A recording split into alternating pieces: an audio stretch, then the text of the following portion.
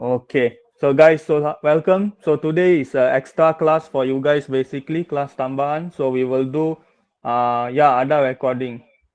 Tapi lebih baik join live lah, sebab you get the live experience. Okay, that's why I encourage people to join live because live the experience pengalaman dia berbeza dari tengok recording. Okay, so let me start to share my screen. Hari ini saya guna PowerPoint guys, cause this is like Teknik, so I'm using PowerPoint with you guys. No more the writing all like that.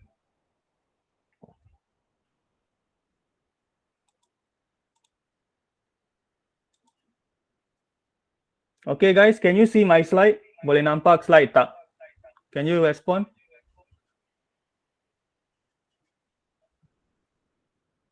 Okay, so let's start. Okay, so today we are going to do Kertas 1 Matematik Tambahan SPM, okay, at Maths SPM, paper 1.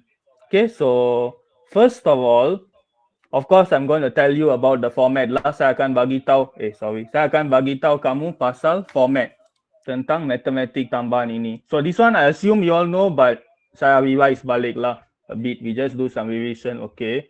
So paper 1, basically kamu ada bahagian A dan bahagian B. Okay, you guys, you have two sections, bahagian A and also bahagian B combined. So bahagian A, you have 12 soalan, 64 markah. Bahagian B, 3 soalan, pilih 2, 16 markah. So dari sini, saya nak tanya kamu semua. Kamu suka mula dengan bahagian mana? Which section do you like to start with in that maths paper? A, okay, good choice, bagus. Okay, you all can start with bahagian A sebab kalau kamu nampak jumlah soalan dia lebih besar kat sini. There is more question and also more mark. Lebih banyak markah kat sini kalau kamu nampak untuk bahagian A. Okay, so that's why I advise all of you, saya nasihat lah, mula dululah dengan bahagian A so that you don't leave out any question nanti, tak tertinggal soalan. Okay, bahagian B, 2 soalan, setiap soalan 8 markah. One question, 8 mark. So over here guys, takkan ada satu macam ramalan untuk bahagian B. There is no fixed topic saya boleh bagi tahu akan keluar untuk bahagian B. Because there are many topic that can come out in bahagian B. Banyak topik boleh diuji. Tapi yang saya rasa familiar, saya boleh kata quadratic function, suka keluar. Fungsi, bab fungsi, function like to ask. Trigonometry function also got. And then about system of equation juga boleh keluar dalam bahagian B kat sini. Lepas tu differentiation atau integration pun boleh. These are some of the topics mereka suka tanya dalam bahagian B untuk kertas 1, paper 1 at maths. Okay, so the total mark here 80 mark, guys, for paper 1 80 mark. So actually paper 1 is actually a good paper to help you score also, walaupun kertas 2 tu lebih tinggi markah dia, although paper 2 has more mark, but paper 1 is a good paper to help you to push your grade. Kalau kamu nak bezakan grade, differentiate between two grade, you have to score in your paper 1. Contoh A minus dengan A plus. Okay, that's why saya akan advise kamu semua cuba dapatkan semaksimum yang mungkin. Okay guys, so I ask you all, what is your target for paper 1? Per 80, kamu rasa kamu boleh dapat sampai macam mana? What is the targeted mark you all have? Can you all share with me? 70, okay, that's a good score. Lagi others 45. Okay, never mind. 45 pun boleh. Because you have paper 2 to save your paper 2 tu 100 markah. 65. Okay, so A plus guys, saya akan bagi tahu julat dia. Saya cuba kira sikit. If you want A plus, you need to get 72 per 80. Why I say that? Because 72 over 80 is 90%. Okay, 72 over 80, the rough calculation lah for paper 1. Kertas 1 kena dapat 72 untuk A+. But of course in SPM bukan macam tu lah. Sebab the grade for SPM definitely 90 is not A+. I can tell you all that now already. 90 bukan A+ untuk SPM. Tapi trial ya lah. Sebab sekolah yang set, bukan LPM. Okay, so the tempo ujian 2 hours. Looks long, tapi kamu akan semua kelam kabut kat sini. 2 hours is actually very short guys to answer 15 question. It's actually look like long, but actually very short one. Time will pass very fast. Sangat cepat. Okay, so you all need to know how to manage your time well. Kena tahu macam mana nak uruskan masa in these 2 hours. So roughly lah, I give you all an estimate. One question you all must take at least, at most 8 minutes. Okay, 8 minutes for one question for Maths SPM. Okay, 8 minutes max because 120 divide 15 you get 8. Okay, 8 minit setiap soalan. Okay, so plus minus boleh lah. Kamu boleh macam 15, tapi soalan lain kamu akan ada kurang masalah. You will have less time. Okay, so next we talk about the awas kesukaran. So basically in Maths you have 5 rendah, 3 sederhana, 2 tinggi. Always guys, nisbah ini sepatutnya dipatuhi. They'll always follow this ratio 1 when setting SPM question. Takkan berubah nisbah ini. It'll always be the same only one. Okay, so don't worry. You guys always complain all the question hard ones. Semua soalan susah. Tak. Only 2 out of 10 question is hard. 2/10 saja. Trials, I will say maybe not really. Mereka takkan ikut sangat untuk trial, tapi SPM pasti. SPM definitely they have to follow this ratio. If not, cannot one. Okay, it's already set. 5-3-2. Means out of 10 question, dari 10 soalan, 2 soalan saja awas tinggi. Only 2 out of 10. Okay. So basically your target untuk yang nak lulus, if you want to pass Maths, these 5 rendah, kena score betul-betul. You all have to collect maximum mark from these 5 soalan rendah. Tapi mereka yang nak ada target lebih sederhana, kena kuasai. Okay, you have to master the moderate question. Rendah dengan sederhana. Kalau target tu macam nak B atau C. Okay, B and C, around there lah. These two must kuasai. If you want to get A, anything A minus, A or A plus, kena cuba buat soalan yang sukar ni juga. You all need to try to score from this hard question also. Okay, so this is my advice lah for this part. So let's look at the next one. Okay, so construct, this one you all no need to know one, tak perlu tahu. Okay, so again guys, all the question will always come out from DSKP only. Maksudnya apa yang terkandung dalam buku teks. What is in your textbook you all must know. That is what they are meaning here. Okay, maksudnya soalan luar tu takkan keluar. But kebat can keluar lah. Okay, there can be unsur kebat in your question. So you must know that. And then this one, you can bring calculator inside lah, of course, but the one that cannot be deprogrammed. Okay, so next one. Okay, so here is the strategy for Maths. Learning focus strategy for Maths. How you're going to study Maths. Macam mana nak belajar. Okay, you can see over here. Core topic maksudnya yang asas. Elective is like, what to say, your choice, pilihan kamu. Okay, so kamu boleh lihat, yang ni semua adalah pilihan. Okay guys, I want to ask you all these 4 topics keluar dalam section mana? What section do they have these 4 topic? Are you sure? Section B. These 4. Yes, section C paper 2. This is a must. Okay. Section C paper 2, 4 topik saja ni akan keluar. Okay, so this is why it's called elective. Okay, this come under section C paper 2. Other than that, semua yang lain, semua topik yang ni is the core. Means section A dan section B will come out. Okay, so you can see all the topic over here. So yang ni semua bidang sajalah, so not important. Okay, so next one. Guys, this is your life savior in Maths. Ini adalah penyelamat kamu dalam matematik tambahan. The formula list, which will be given to you for paper 1 and paper 2. Okay, formula ni akan diberikan. But I'm not sure guys, yang ni tulis 44 formula. Cuba check nanti when your trial paper come out, do they give you 44 formula or only 21? Okay, so check with and inform me whether they give you 44 or not. Kadang-kadang the state will gubal the soalan, right? Jadi semua soalan trial ni macam ramalan untuk SPM. The trial question is always a prediction for what will come in the SPM one. So trial also can be quite important in that sense. What's the average mark to get a credit in SPM? Credit means C, right? You mean Practica. You mean C, right? Actually, I won't know one. SPM, I won't know the grade. Actually, very tough to gauge one because it depends on that year how the question come out. Bergantung sepenuhnya awas kesukaran soalan pada tahun kamu. So I cannot tell like based on my year what is the grade. Yeah, because based on what I see lah, to pass right 10 marks, 10 markah kamu boleh pass at maths. So if C, maybe around there lah, like what Steven say, 50, 60, macam tu, 50 to 40 lah, 40 to 50, give and take, around there. Okay, so actually very hard for me to estimate one, but just try to see lah. Okay, so you all can see the formulas here, given quadratic formula. Yang ni semua bab index, surd dan logaritma, chapter 4, form 4. This one all is janjang, progression. This one is all differentiation, 14 to 16, pembezaan. This one is pengamilan, integration. This is price index, harga index. This one permutation combination, pilih atur dan gabungan.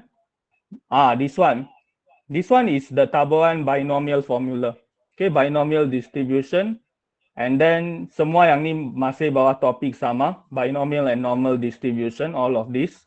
Okay, so then this is circular measure, sukatan membulat. All of this, guys, your nightmare topic. Tengok guys, berapa formula kamu ada untuk trigo? Hampir setengah muka surat. Almost half a page, trigo formula, all of this. Okay, this one solution of triangle, that's the nightmare lah. This solution of triangle, coordinate geometry, vector, done. So all the topic in SPM. Okay, so usually they should label like this lah. Mereka sepatutnya label formula macam ni. So all of the symbol here, they expect you to know what it means lah. Kamu kena tahu apa maksud setiap simbol dalam muka surat ini. Yeah, Heaven's formula not given usually.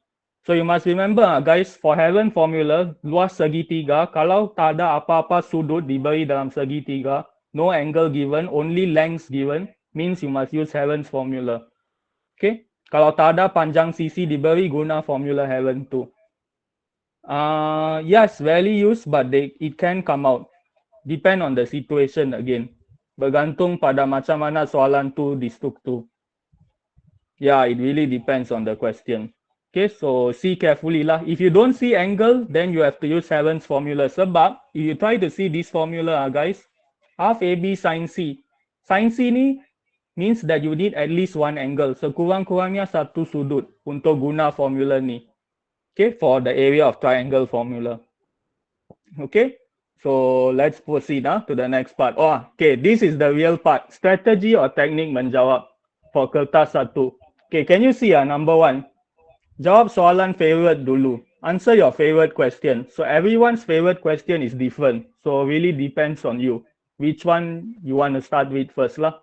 Okay guys, one more thing. If you have any question when I'm talking, you can always ask in the chat box. Jangan malu untuk tanya. Just stop me and ask me the question. I'll answer to you. Don't worry. Ini adalah hak kamu untuk tanya. Is it alright? Okay. So just put only your question. Okay, so second one, jangan buang masa untuk soalan yang sukar. This is an important part. Don't waste time on the hard question, guys. Always go to the easy question first. Because kamu akan rasa macam teringin untuk luangkan banyak masa untuk tackle soalan sukar tu. Tapi kamu tak sedar, ada lebih banyak markah ke belakang tu untuk kamu dapat. You have more marks to gain compared to this one tough question only. Okay, so do the easy one first, come back. Tapi janganlah kamu tinggal dan tak ingat untuk kembali. Okay, don't forget to come back to that question. That's the most important part. If you forget, then gone already. Okay, sebab it's just a waste. Okay, so next one, kenal pasti topic or subtopic. Why is this important, guys? Because if you can identify the topic or the subtopic of the question, you already know what formula to use. Kamu akan tahu rumus apa nak guna bagi soalan tu. So always remember, write out the formula. Tulis formula. Although bila kamu tulis formula tak ada markah, there is no mark when you just write out the formula. But when you do the substitution, bila buat penggantian nilai, itu adalah markah. Okay, that is a mark. Okay, so then garis kata kunci, semua subjek pun bagi tahu yang ni lah. Even maths also, and maths you can apply this. Garis the kata kunci, keyword. Okay, then number 5, keluarkan maklumat. Extract the info by using mathematical symbol mathematic. Okay, I'm sure you all familiar, right, with the symbol we use in maths.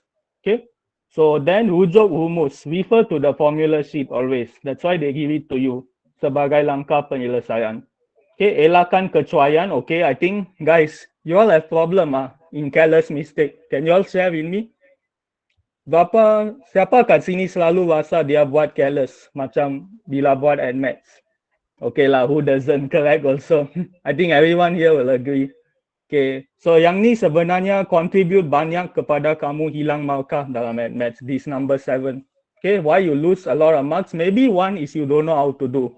Yang tu pun banyak boleh kata, kamu tak tahu macam mana nak buat. But the second most contributing factor is this one, careless mistake. Okay, you know how to do tapi kamu buang markah sebab careless. But I understand you guys also, because you have no time. Kamu tak ada masa. So tak ada masa tu menyebabkan kamu careless. Okay, so this is one problem also. Okay, mostly decimal point rounding off. Oh, I see. That one is the real last mark lah. Admit jalan kira dia panjang sangat, susah nak macam careless kat mana. Kalau jalan kira panjang, maksudnya kamu akan lebih cenderung untuk cuai lah. When the working becomes longer, you will have a higher chance to get careless. So this is why admits can have a lot of careless. Okay, tapi kalau kamu memang fokus, if you focus really well in the exam, then careless tu takkan datang lah. You won't make any careless mistake. You all must be really focused when do the paper. Okay, so next one, give answer according to the needs of the question. Beri jawapan ikut kehendak soalan. This part there, just now Tiwan said. Untuk admits kena ambil berapa titik perpuluhan. Firdaus, nanti ada satu slide. There's one slide to explain on this. Wait, saya akan tunjuk nanti. Depends on the question again. Bukan semua soalan is 3 to 4. Okay, it depends really on the question. So later I'll show you all. Okay, so 3 decimal, 4 significant figure, sebutan pi. Yang ni pun mungkin kadang-kadang kamu terlepas pandang. You overlook. They ask to give in terms of pi, but you write a value. Okay, or radian. Okay, terutamanya bab sukatan membulat, circular measure chapter. Okay, so I hope you all know how to differentiate between decimal place and significant figure, guys. Any problem with that? Kamu tahu kan macam mana nak bezakan tempat perpuluhan dan angka bererti? Do you all know that? Sebab kadang-kadang orang tak tahu yang ni. You know, okay. So I trust in you guys. So next one, nombor soalan ditulis, okay, tulisan kemas, jalan kerja, teratur dan lengkap. Make sure you always show your working properly, okay, in an orderly manner. Sebab NMATS seperti yang kamu tahu, jalan kerja dia panjang sangat. It's a very long working. So you must be organized. Okay, when you write out your working. Seboleh-bolehnya, number 10 guys, cuba menjawab semua soalan. This is my advice to you. Try your best to answer all the questions because you never know guys. Maybe you write something, if you lucky, you might get a mark also. Kalau kamu bertuah hari itu, kamu akan dapat markah juga. So, whatever come to your mind, just write down. This is my advice. Apa datang pada minda kamu, kamu tulis je atas kertas. As long as it makes sense. Membawa logic means can. Jauh Juan. This is another one I want to advise. Jalan kerja guna pensel boleh tak? Seboleh-boleh guna pen. Guys, you must remember, you need to build the confidence to do NMATS in pen already from now on. Kamu sepatutnya dah confident tulis dalam pen, bukan dalam pensel lagi. Okay, I'm sure your teacher advise you on this also already. Cikgu semua dah bagi tahu, jangan guna pensel selalu. Okay, because SPM you need to use pen one, no more pencil. Okay, tak boleh macam tak muat. Boleh letak anak panah ataupun kamu tanya helaian tambahan. Okay, ask for extra sheet guys in the SPM. Just angkat your tangan, ask for extra sheet to continue your working. They will give one pemeriksa yang lalu tu. Okay. So kalau soalan pilih atau and gabungan, kalau tak dapat C or P, tak apa ke buat dua-dua. Saya tak berapa faham soalan kamu. I don't really understand your question. Kamu confused ke bila nak guna C atau P? Is that your question? Kamu tak tahu bila nak guna C atau P itu. Faham. Okay. Yang tu kamu kena cari kata kunci dalam soalan sekali lagi. You have to identify the keyword for permutation and combination. If they say arrange, susun, itu adalah pilih atau permutation. If they say choose, select, this is the keyword for gabungan, combination. Okay, arrange, permutation, select or choose combination. Okay, this is how we identify and differentiate them. Tapi kalau salah macam mana atau tiba-tiba nak padam. Oh, yang ni kamu boleh potong je. Kalau kamu tulis dalam pen, if you guys write in pen, which you must, you just cancel only. Okay, just use a ruler and cancel. Okay, but number 11 guys, look what number 11 say. Jangan potong jawapan, Afrika. Don't cancel your answer. Okay, because semua jawapan akan ditanda. Okay, all answer will be marked, but it is limited to 3 attempts. 3 percubaan. Kamu cuba soalan yang sama 3 kali, then they stop. So how? Let's say lah, percubaan pertama kamu tulis salah. Okay, you realize you did a mistake. Kamu sedar kamu buat kesilapan. Tak apa, tinggalkan macam tu je. No need to rub anything. Go to your second attempt. And then let's say you're wrong again. Salah sekali lagi. Go to your third attempt. Because the pemeriksa have to find your answer one. This is their responsibility. The examiner must find where is your working and where is your answer. Okay? No matter how. Cannot use correction tape, correct. Tak boleh guna yang correction tape tu. Tapi kalau dah penuh kertas baru perasan salah sakit. Ya, memang sakit. What to do? Kadang-kadang kita tak boleh kontrol minda kita sebenarnya. Guna kertas lain ke, tapi bukan ke jawapan area kecil. Tak kecil. Selalunya SPM bagi sangat besar jalan kira. Okay, they will give a big space one, guys. Don't worry. They all know for each question betapa banyak ruang tu diperlukan. They already estimate already. When they create the question, they know how long. Where got lah, Tiran? Not test pad. School only use test pad. If SPM, you must answer in the paper, if I'm not mistaken. Wait. But paper 2, I think test pad, if I'm not mistaken. Kalau kertas 2 tu, test pad. Paper 1 definitely no. Kertas 1 all in the paper. Semua dalam kertas for kertas 1, definitely. But paper 2 maybe lah. I'm not sure. I also forgot already my year. Okay, never mind. We go number 12. Pastikan menulis langkah kerja yang teratur. Write and organize working. Okay, with concept all that. So, mesti cuba jawab bahagian A jika soalan ada bahagian A dan B. Sekiranya tahu konsep bahagian B. Okay, these are not really important. Elakkan guna listing method. Don't use listing method, guys, for progression chapter. What they mean by listing method is you write down the pattern. Kamu tulis pola macam 1, 2, 4, 8 macam tu. You write down the pattern. Okay, until you find your answer. Okay, kalau nombor tu kecil kamu boleh tulis tapi tak tunjuk jalan kira pun. You just continue the pattern only. Let's say 1, 2, 4, 8. Soalan tanya cari sebutan ke-7. You have 1, 2, 4, 8. The question asks you to find 7 term. Okay, but you just continue only. 1, 2, 4, 8, 16, 32, 64. It means 64 is your 7th term. No marks guys, kosong. Sebab tak guna formula. You never use the formula for janjang geometry. Geometry progression formula tak nampak. So this is what they mean by number 14. Elakkan guna listing method. Okay, because this is a shortcut. Ini adalah jalan pintas. Kalau kamu tak tahu guna formula. Okay, so you cannot do this. Tak boleh. Kena tahu formula. You need to master the formula. Okay, next part, melatih pengamilan dan pembezaan. Okay, this is an important part also. You have to know how to do the basic of differentiation and integration.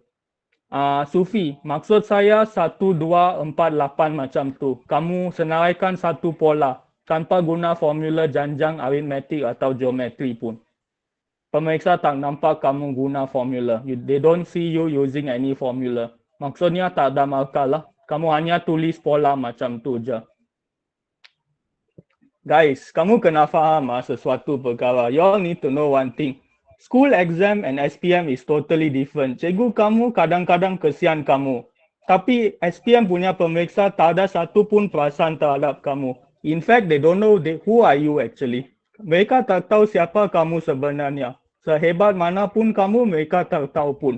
Okay, no matter how good you are, they also don't know. No matter how bad you are, they also don't know. Semua sama di mata mereka. Everything is same in the eyes of the examiner. Tiada siapa pun bagus, tiada siapa pun lemah. Okay, so your teacher in school is totally different. Cikgu kat sekolah sangat berbeza. Okay, so cikgu definitely got feeling for you guys, tapi pemeriksa tu tak ada perasaan pun. Okay, so next one, menjawab soalan indeks dan logaritma dengan konsep betul. Okay, so this one also another important topic lah. Kamu kena guna konsep betul. Okay, so next one.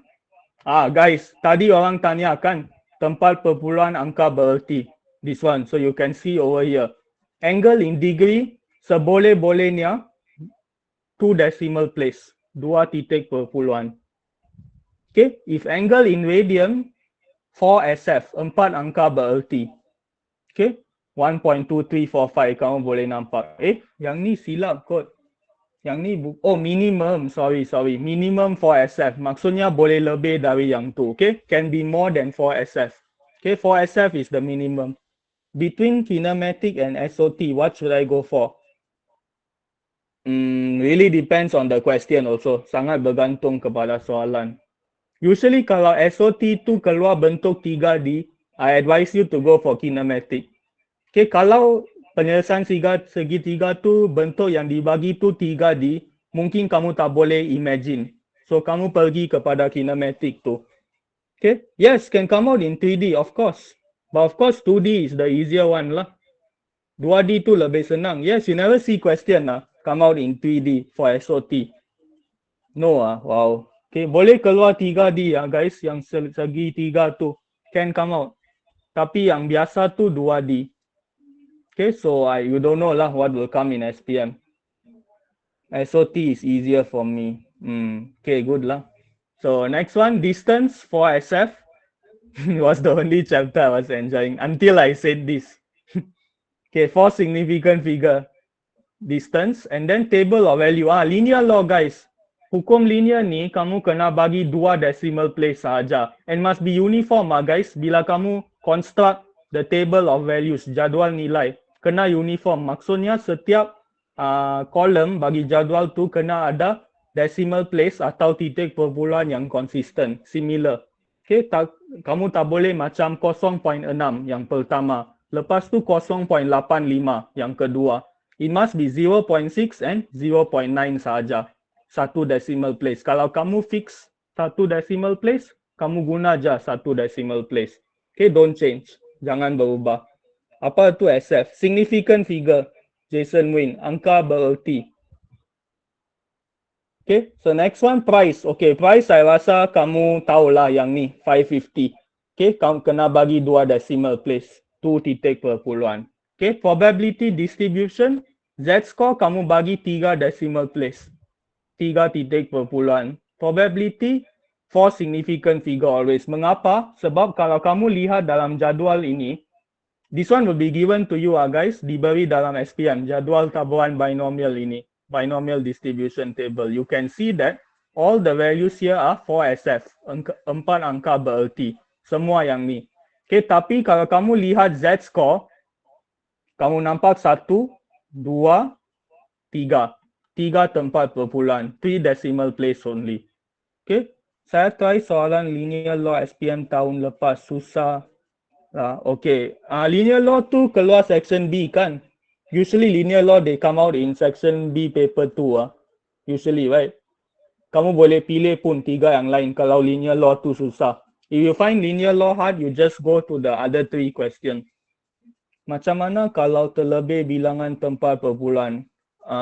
Khairun, yang ni sebenarnya amat bergantung kepada skema pada tahun tu. It really depends on the answer scheme on that year itself. Okay, so sebaik-baiknya kamu ikutlah yang ni. Okay, kalau kamu confused, tak boleh ingat, nasihat saya kamu bagi lebih. Always give more decimal place one. Tapi kuantiti macam ni kamu sepatutnya tahu kan, RM pastinya 2 titik perpuluhan saja. Okay, always money is 2 decimal place. Angle usually boleh 1 atau 2, tapi kat sini mereka letak 2 lah. Okay, yang lain semua kamu boleh lihat. 4, 4, 4, semua 4. Okay, all the numbers are 4. Angka bererti untuk yang lain. Okay, so sepatutnya tak ada banyak lah nak hafal. Okay, so we go next slide. Okay, so this one actually is the type of marks, not really important. So usually, markah K ini is for your working, jalan kerja kamu. N ini is for your answer, jawapan kamu. Yang lain tak perlu faham guys, sebab yang ni bukan untuk kamu. Okay, so this one, I'm going to go through with you guys. Saya akan go to SPM 2021 dengan kamu semua. Okay, for the left 1.5 hour. Okay, so these are all the topics that came out in SPM 2021. Semua topik dalam kertas satu saja. Okay, all the topics in paper 1. So you can see that, kamu boleh nampak. 1, 2, 3, 4. Yang ni tak ditanya because this one come out in paper 2. Tapi kamu lihat, semua topik lain all tested. Okay, tapi system of equation tak keluar. Okay, yang ni tak keluar, lepas tu differentiation, pembezaan pun tak keluar. Other than that, all the other topic ada. Okay, so memang tak ada ramalan lah untuk kertas satu. There is no specific chapter to predict. Boleh keluar apa-apa pun. And also guys, jangan ingat soalan pertama akan datang dari form 4 bab 1. Doesn't mean your first question in AdMaths follow the order. 1, 2, 3, 4, 5, 6 like that. Tengok, boleh random. Tengok yang satu punya, sukatan membulat. Lepas tu lompat ke linear law. Okay, maksudnya lawak. Susunan dia tak tetap. Okay, it can be anything. Okay, so until here, semua faham? Can you all understand the technique and tips for half an hour? Semua okay tak? Okay, good. Okay, so next one. Okay, come. So I'm going to tell you like where to score now. Mana dalam soalan ni kamu boleh dapat markah. So you can see over here. So this is the first question in SPM 2021. Okay, soalan pertama. I rasa kamu juga semua pernah cuba kan? You all also tried before. So they say that find the area, cari luas. Major sector guys, keyword. Sector yang major, bukan yang ni. Yang ni. Okay, the bigger sector over here. Okay, jadi macam mana nak cari? Kamu boleh ambil 2 pi tolak pi per 3. This step, langkah ini adalah untuk cari sudut yang ni. Sudut major sector A or B. The major angle of sector A or B. Okay, then kamu akan dapat satu nilai. Tinggal dalam sebutan pi guys. Again, you see the question. Keyword. In terms of pi. Kena bagi dalam sebutan pi. Jadi kalau kamu kira nilai, kamu gantikan nilai pi, you sub the value of pi, habis dah lah. Maka ni akan hilang. This value gone already. Maksudnya kamu dapat 1/2 markah lah. Okay. Tapi yang ni kamu boleh lihat. Yang ni kamu buat, mereka tak bagi apa-apa markah pun ke atas. No mark is given on top here. But you see, bila kamu apply formula bagi luas yang ni, when you apply this formula, kamu dapat 1 tick kat sini. You get 1 mark over here. So always remember, substitution is the most important part in AdMaths. Bahagian paling penting. Macam mana kamu gantikan nilai itu. Okay, so you will get 10/3 pi for your answer. Okay, so this question, any soalan guys? Ada apa-apa kekeliruan kat sini? I give you all time to ask. For every question, saya akan berhenti sekejap, kamu tanya soalan. If you all have anything lah. How much total mark? 2 marks. You can see over here. 1 tick, 2 tick. Maksudnya 2 markah. This one is the first question. So markah dia, whole question. This is the whole question. This is only one question. There's no pecahan. Tak ada pecahan soalan kat sini. One question only. It come out like this in the SPM, I think. Yeah, because first question usually not many mark one. Soalan pertama takkan banyak markah. Slowly the mark will increase in section A. Is it all of the question TP4? Bukan, where got? Again, as I said, ratio kena patuhi. 5-3-2. 5 rendah, 3 sederhana, 2 tinggi. So can I ask you guys, this one come under which one? Rendah, sederhana atau tinggi?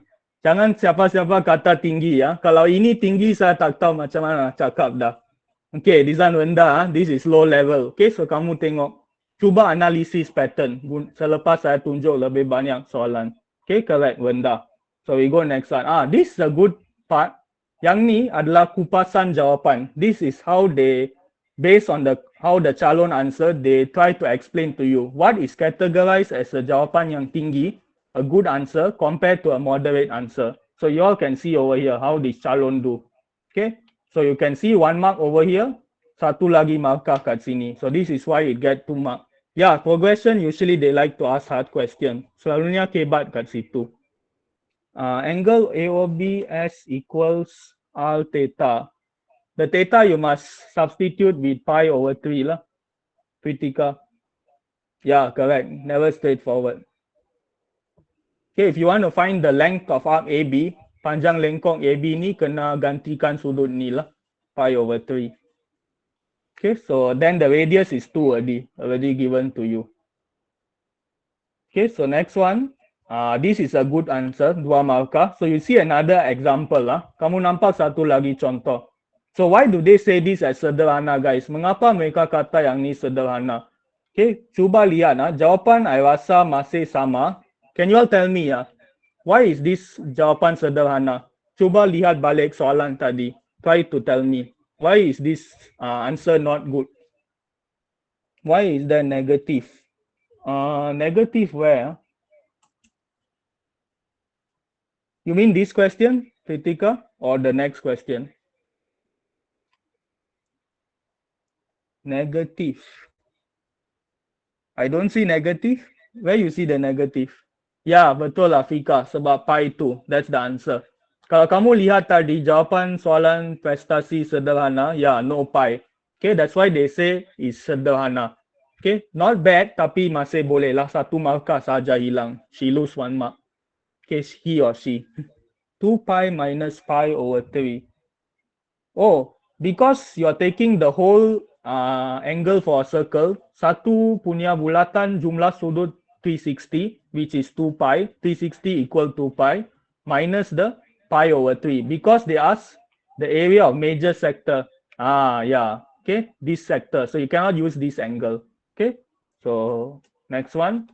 Okay, soalan kedua, guys. Oh, see, linear law come out in section A. Second question, hukum linear. Course, so they say this is ln y against ln x. So can I ask you guys, macam mana kamu nak tukar ln ini? How do you change this ln? What is ln actually? Yang ni ada satu section kecil dalam buku teks, a small part only. Lebih terperinci Afrika, a bit more detail, not just E. Yes, very good, log base E, but betul, log asas E. Okay, so you must change it in your answer. Okay, so you can see the step is they find the gradient first, cari kecerunan, and then form the general equation for straight line, persamaan arm. Ln y equals 2 ln x plus c. Because your axis now, kena ingat paksi simetri sekarang bukan y dan x. No more y and x already. It's ln y against ln x. Okay, so you can see y is like this. Lepas tu, kamu gantikan nilai untuk cari pintasan y kamu. Find your y-intercept. So you just choose lah any point you like. Mana-mana titik kamu suka. Boleh pilih yang ni ataupun yang ni pun boleh. Okay, so they choose this one lah. Mereka pilih yang ni. So ganti ln y sama dengan 1 dan ln x sama dengan 2. So you find your C, gantikan balik. Lepas tu look back at the question. Express y in terms of x. Maksudnya apa kamu kena buat kat sini, guys? What you have to do? Now I have ln, but they want y in terms of x only. So what is the step? Apa langkah sekarang?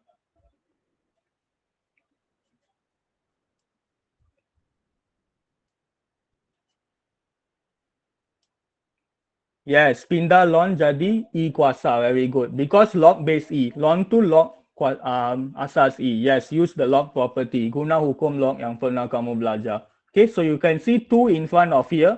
Kuasa, nombor kat depan pindah jadi kuasa. The number in front of the ln, you can shift it to become a power. So you get like this. Okay, so this one when you shift here, pindah ke sebelah kiri, shift to left hand side, you get minus. And then, bila dua-dua log yang sama asas ditolak, two similar log base minus, you can become divide based on the law of log, hukum log. Okay, dari sini, kamu kena tahu how to convert log form to index form. Tukar dari bentuk logaritma ke bentuk index. So you know that ln is actually log base E. Sebenarnya guys, kalau kamu nak tukar ln ni dari awal dah tulis log asas E pun boleh. You can write down log EY like that. Also can. Okay, maksudnya kamu tak perlu sangat strict. No need to exactly stick to this type of solution. Penyelesaian dia boleh berubah sikit. How boleh ln x square? Sebab yang ni ke? Fatin, kamu cakap pasal ni. Dua pindah jadi kuasa, betul. Oh, yang ni, this one. Ya. Yang ni nombor kat depan boleh pindah atas jadi kuasa. Okay, you can shift the number in front become a power. Dua pindah tengah jalan kira. Yang ni lah jalan kira dia. This is the working for this question. Last jawapan memang mesti dalam kuasa positif ke? Wait, let me see. Ya, sebab mereka nak ungkapkan y dalam sebutan x. They want to express y in terms of x. Means that kamu kena pindahkan x kuasa 2 ni ke atas. You have to shift it on top. Okay, tapi kalau kamu nak tinggal y sama dengan x kuasa 2, e kuasa negatif 3 pun boleh. If you want to leave your answer y is x square, e power negative 3 also can. No need to change until like this. Sampai situ pun boleh. But this one they just modify so that all the kuasa is positive. Ni kertas 1, ya. This is paper 1. Okay guys, any other question on this question? Ada apa-apa lagi soalan nak tanya? Before we proceed to number 3. Okay, good. So you can see guys, soalan dia akan mula-mula sangat pendek je. Very short question. But later you'll get longer a bit. Okay, so this one, they say contoh jawapan prestasi tinggi lah. Jadi kamu boleh nampak macam mana calon yang bagus buat lah. A good student will write like this. Okay, berbanding dengan jawapan soalan calon sederhana. Okay, kami lihat ke mana salah dia. Yang ni C betul. Lepas tu, yang ni salah dah. This one is wrong. Okay, bahagian ni yang nak dua baris terakhir tu salah. The last two line is wrong. Okay, so you can see that mereka tidak dapat mengungkapkan y dalam sebutan x. The calon cannot express y in terms of x correctly. Okay, so yang ni I rasa berapa markah? Yang ni 3 markah. So can I ask you guys, kalau kamu tulis macam ni, if you write like this, how many mark do you guys get? Berapa markah? Total mark 3 untuk soalan ini. Very good, Jason. You understand. 2 mark. Okay, you still get 2 mark, although you write like this. Okay, 2 markah. Means your last final answer lose 1 mark. Sebab markah kedua diberi kat sini. This your second mark, so still correct. Okay, so this the explanation lah. So next question, guys, your favorite progression, janjang. Tapi yang ni senang. This one is a easier version of progression. Nanti kamu lihat soalan janjang yang tissue paper tu. That one really kill a lot of people. Okay, geometric progression. First term is 217, maksudnya A sama dengan 217. Common ratio 2/3, R is 2/3. So mereka nak nilai maximum N, the maximum value of N, such that, okay, this one, sum of first N term is less than 650. So kamu kena tahu macam mana nak tukar yang ni ke dalam bentuk simbol. Change the word to a mathematical symbol. So you'll get like this. Okay, so saya nak tanya guys, kalau saya guna formula ni boleh tak? Can I use the first formula for this one? This specific question. Boleh tak? Yes or no? This one, this first formula. Yang lain, others? So yang ni kamu lihat soalan tu guna formula ni. Yes, actually can guys. Walaupun soalan usually the question will say kat sini untuk formula yang ni, this kind of question R must be greater than 1. R tu kena lebih besar dari 1. Dan yang ni R tu kena lebih kecil dari 1. Okay, this the condition. But if you guys know mathematics lah, contoh lah, kalau saya tiba-tiba guna formula ni for this one, you will still get the answer sebab negatif akan potong dengan negatif. atas ni kamu akan dapat jawapan negatif. You'll get a negative answer. Down also you will get negative answer because 2/3 minus 1 you get negative. Jadi negatif bagi negatif, positif lah. Sama juga dengan formula ni. It's the exactly same thing. Okay, so any formula you use pun boleh. Tapi sebaik-baiknya I advise you to use this formula. Jangan guna yang ni. This one I advise you don't use because the exam usually will specify in the marking scheme guna formula ni. Use this formula because of the condition R2 kena lebih kecil dari 1. R must be smaller than 1 for this. Okay guys, can you get my point? Boleh faham tak? Mengapa saya kata guna yang ni saja? Although yang ni pun boleh guna secara kaedah matematik, but for your SPM, sebab SPM just to be safe guna yang ni. Okay guys? So after that, kamu kena cuba selesaikan yang ni lah. You have to simplify this one. Jadi yang ni, kalau kamu lihat, kamu boleh pindah ke sebelah kanan persamaan. You can shift this one to the right hand side. Yang ni pun boleh pindah. This one also you can shift. Yang ni 1/3. So darab 3. Maksudnya 650 darab 3 bagi dengan 217. Kamu akan dapat jawapan ni. Okay, after that, kamu perlu cari nilai N. Okay, they ask nilai N in the question. So, always guys, you will encounter this problem. Kamu akan hadapi masalah ini. Kamu akan sampai kat sini. Lepas tu blank. Tak tahu macam mana nak cari nilai N. Am I right guys? Usually people will blank when they reach until here. Tapi kamu kena ingat, kamu pernah belajar satu konsep, iaitu log. You learn a chapter called logarithm. So, kamu boleh ambil log, yes, untuk turunkan kuasa tu. This is a very important thing. Because log can help you to bring down the power. Okay, so after that, you can solve tadi lah. Okay guys, I want to ask you, log yang kita tambah ini dalam asas apa? What is the base of log we add here? Sebab kita ada pelbagai asas kan untuk log. Yes, very good. Log base 10. Sebab log base 10 lah yang kita boleh guna dalam kalkulator untuk cari nilai. Okay, we can only use log base 10. Okay, so kadang-kadang guys, hati-hati untuk yang bawah ini. Because of this inequality, sebab ketaksamaan ini, if using ln, cannot. Ln tu berbeza. Sebab ln tu log base E. Kena guna log asal 10 je. Only log base 10. Okay, so this one guys, just be careful for this one. Kalau kamu cuba tekan dalam kalkulator, log 2/3, just press and see. Kamu dapat nilai yang negatif sebenarnya. Okay, jadi kat sini, sana, sepatutnya yang ni simbol saya rasa salah. Sebab kalau kamu bagi dengan simbol negatif, simbol dia sepatutnya tukar. Sana, log 10 and 2/3 lebih besar. Oh, betul.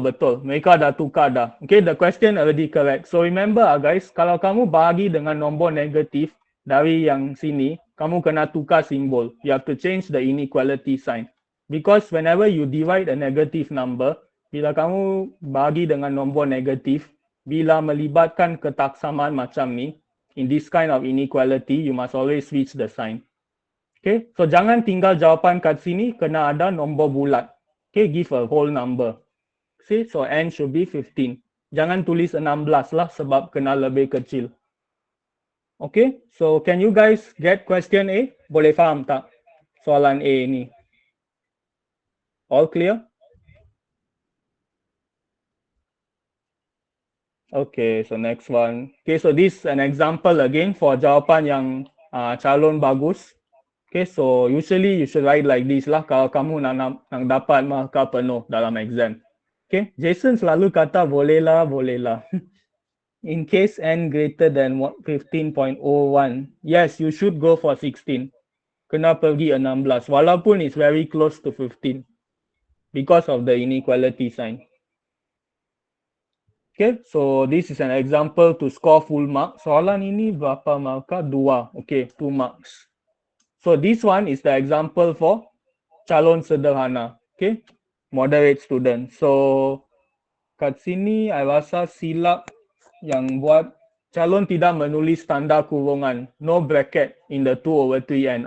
Kat sini guys, tengok kesilapan sangat minor saja, very minor mistake, but it mean a different thing already. Bawa maksud berlainan. Yes, of course. Of course, I want to post in YouTube because this one will help. Sure, you can go, no worries. Okay, tapi yang lain kekal lah. Kalau ada alasan yang bagus saja pergi because it's good for you actually this one. Okay, so this one power N. Pastikan kamu tulis dalam kurungan. Make sure you have in a bracket. Okay, so this is the mistake lah. Walaupun jawapan tu betul, but this one here guys, penukaran tatanda ketaksamaan yang ni. Just now I told you, you must switch the sign. Okay, kalau tak tukar maksudnya silap lah. Okay, so these are the two mistake over here. Dua kesilapan. So next one, part B. Mereka nak cari difference between fifth term and sum of all the terms. Okay, perbezaan antara sebutan kelima dan hasil tambah semua sebutan. Okay, so this one, can you tell me guys, why do they use sum to infinity? Mengapa mereka guna S infinity dan bukan SN? Why Because I thought sum of all term mean is Sn, right? Hasil tambah semua sebutan tu Sn, kan? Mengapa mereka guna S infinity tiba-tiba? Can you give me one good reason? Satu alasan bagus.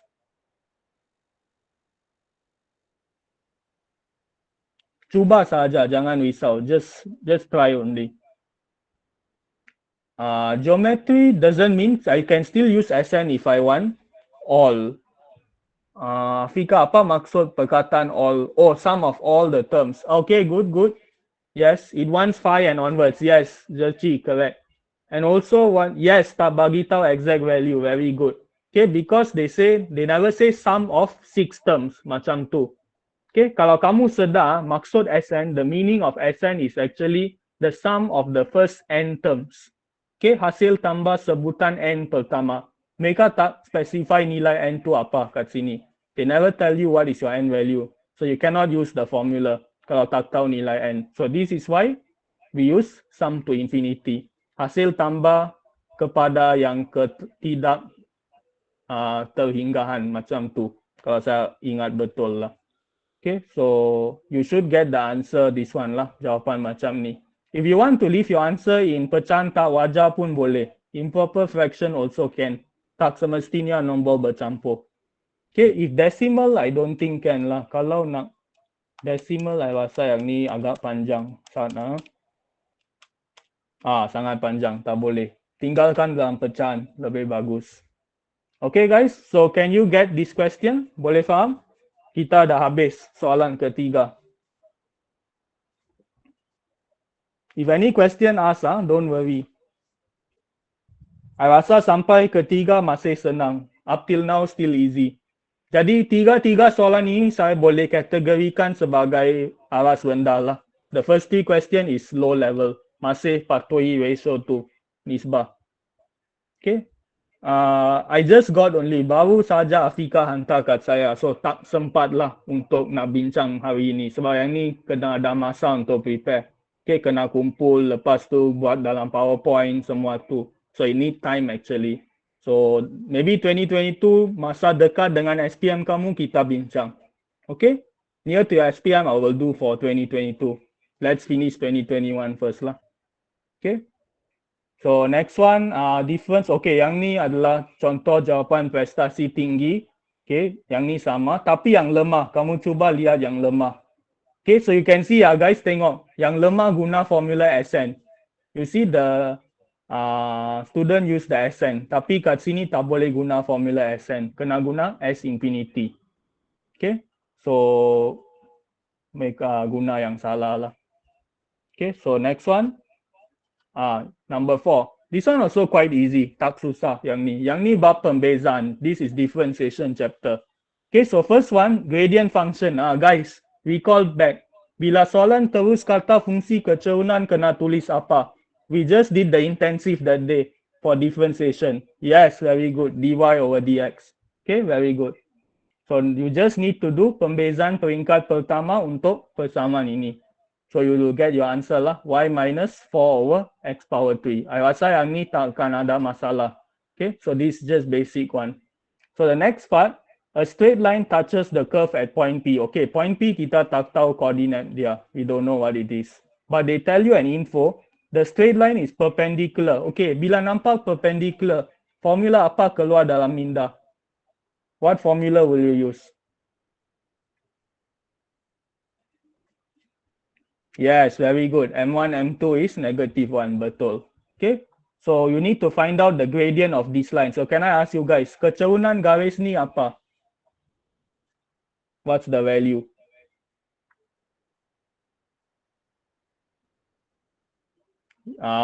Bukan. Kamu kena susun dalam Y sama dengan MX tambah C. Yes, negatif tu. Ingat guys, tak boleh terus guna nilai 2 ni untuk kecerunan. You have to arrange it in the general form first. Okay, so then they say it's perpendicular. Maksudnya garis lurus ini apa kecerunan dia? This straight line. Oh, yang ni.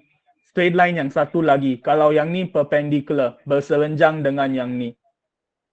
So apa yang ni? Apa kecerunan garis? Yes, very good. 1/2, correct. Okay, so you can see over here, this gradient, kamu kena faham, dy over dx ni sebenarnya menggambarkan kecerunan. Dy over dx show you the gradient. So this is why I can say that dua-dua ni adalah sama. So you can find your x value already. Lepas tu ingat, when you try to substitute time, gantikan selalu nilai x dalam persamaan asal kat sini. Original equation. Okay, so if you solve, you will get 5 over, why suddenly put 5 over 2? Wait guys, let me count and see. Think got some typo here. You should get 5 over 2 guys, yang ni silap. Okay, this one supposed to be 5 over 2. Maybe later I will do the correction. Okay, so jawapannya yang ni. Coordinate P. Okay, so 3 marks over here. So can you understand guys? Soalan 4, any problem? You can see the question very short one at the starting. Sangat pendek. So you can go fast actually. Empat soalan pertama ni guys kena memang pantas. You have to do very fast sebab nanti akan ada soalan susah. So this starting question kamu kena pecut. You have to do very fast because you need more time for the later question. Okay. So next one, yang ni contoh lah. So jadi calon yang ni buat pembezaan secara salah. Okay, so this is for sederhanawan lah. Okay. Kalau rendah saya tak tahu lah. Rendah maksudnya tak jawab. If the contoh jawapan calon prestasi rendah, maksudnya dia tak jawab soalan. Soalan kuadratik. Coming. Sabar. Akan ada. Okay, so this one, for next part is the contoh jawapan for prestasi tinggi lah. Okay, sure. No worries. Okay, so for rendah, you can see over here, kalau rendah, dia buat macam ni. Okay, dia masih dapat 2, tapi tengok jawapan akhir dah salah. Okay, sebab dia gantikan yang ni dalam fungsi kecerunan, kalau saya tak silap.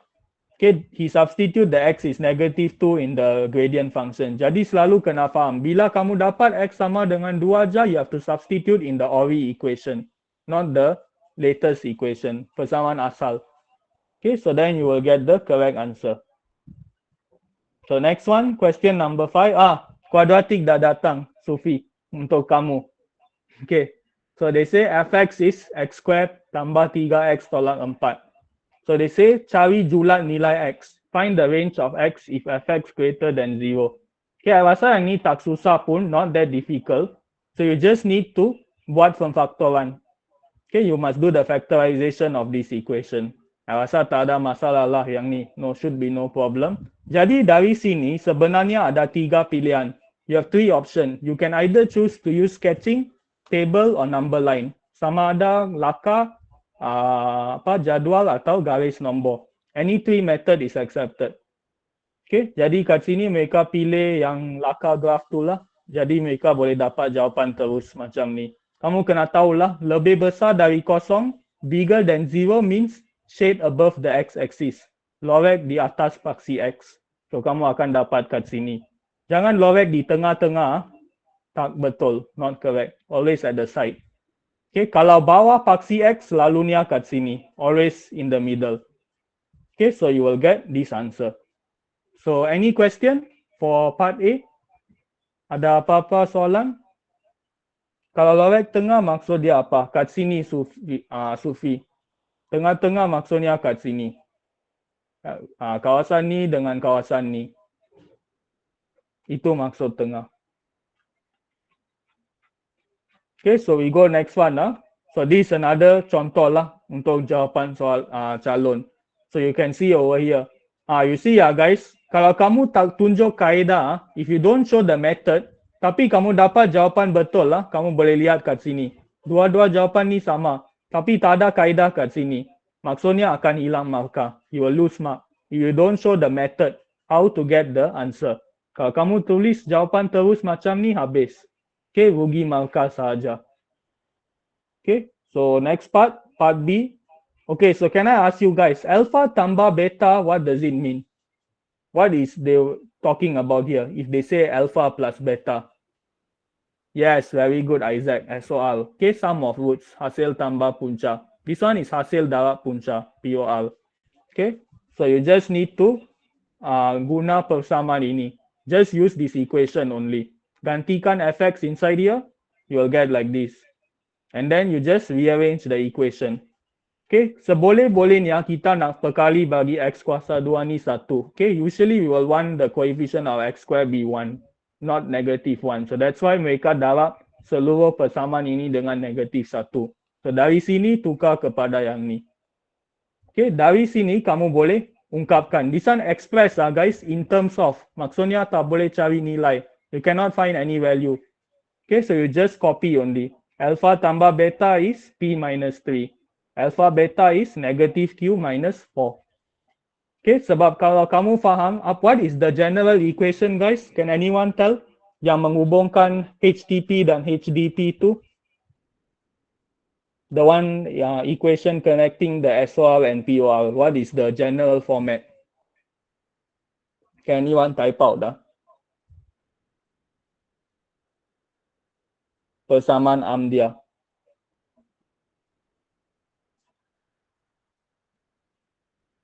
Yes, very good, betul. So you can see over here, negatif SOL tu sama dengan yang ni, negatif P tolak 3.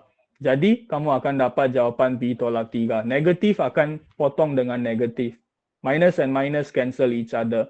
Lepas tu tambah POL, maksudnya kamu ambil nilai ni secara terus lah, negatif Q minus 4. So this is why the answer like that. Okay, so B1 done. Okay, yang ni adalah contoh. Kamu boleh go through lah. Jadi kat sini kalau kamu nampak yang ni terbalik. Calon tidak meletakkan tanda negatif A. This is a common mistake also. Okay, satu kesilapan lazim. Because you don't put a negative sign, so your answer become wrong already, silap. Okay, because of the negative as well, kamu kena ingat. Is negatif hasil tambah punca. So negatif tu akan pengaruhi jawapan kamu. It will affect your answer in the end. Okay, so next one, part B2, the roots of the quadratic equation is this one. Okay, mereka bagi punca kat kamu. They give you the roots.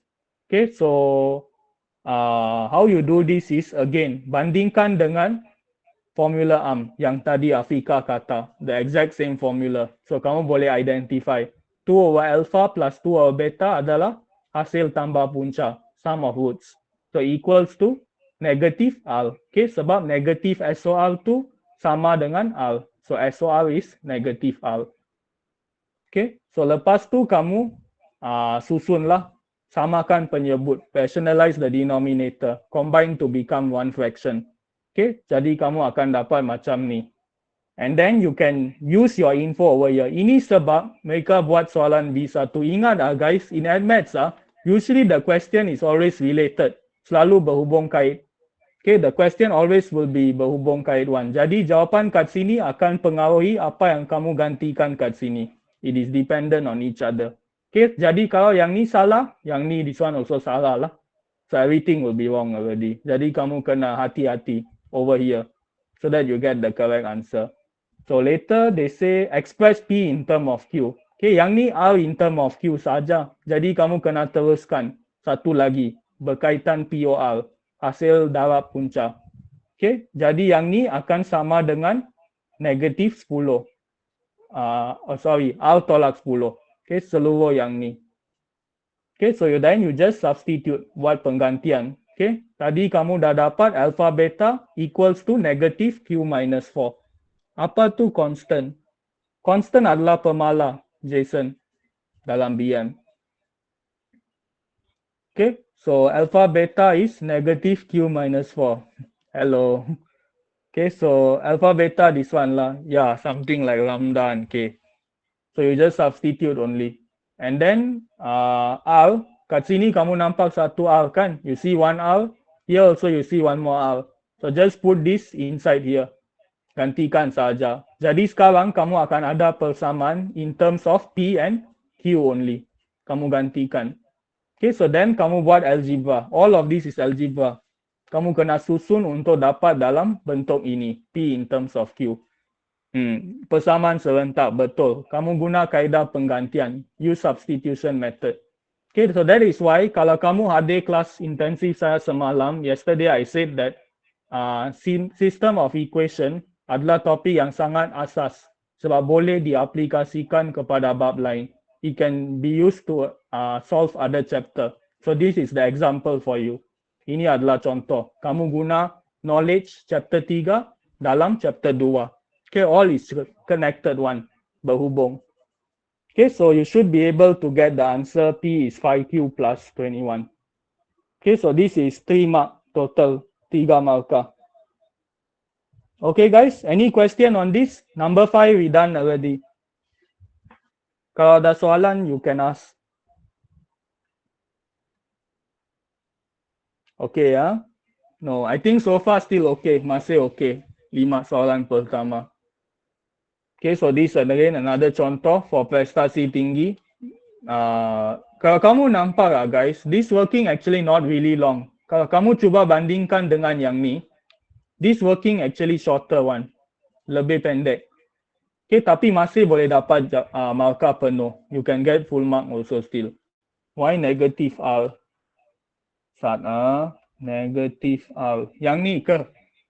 Fatin.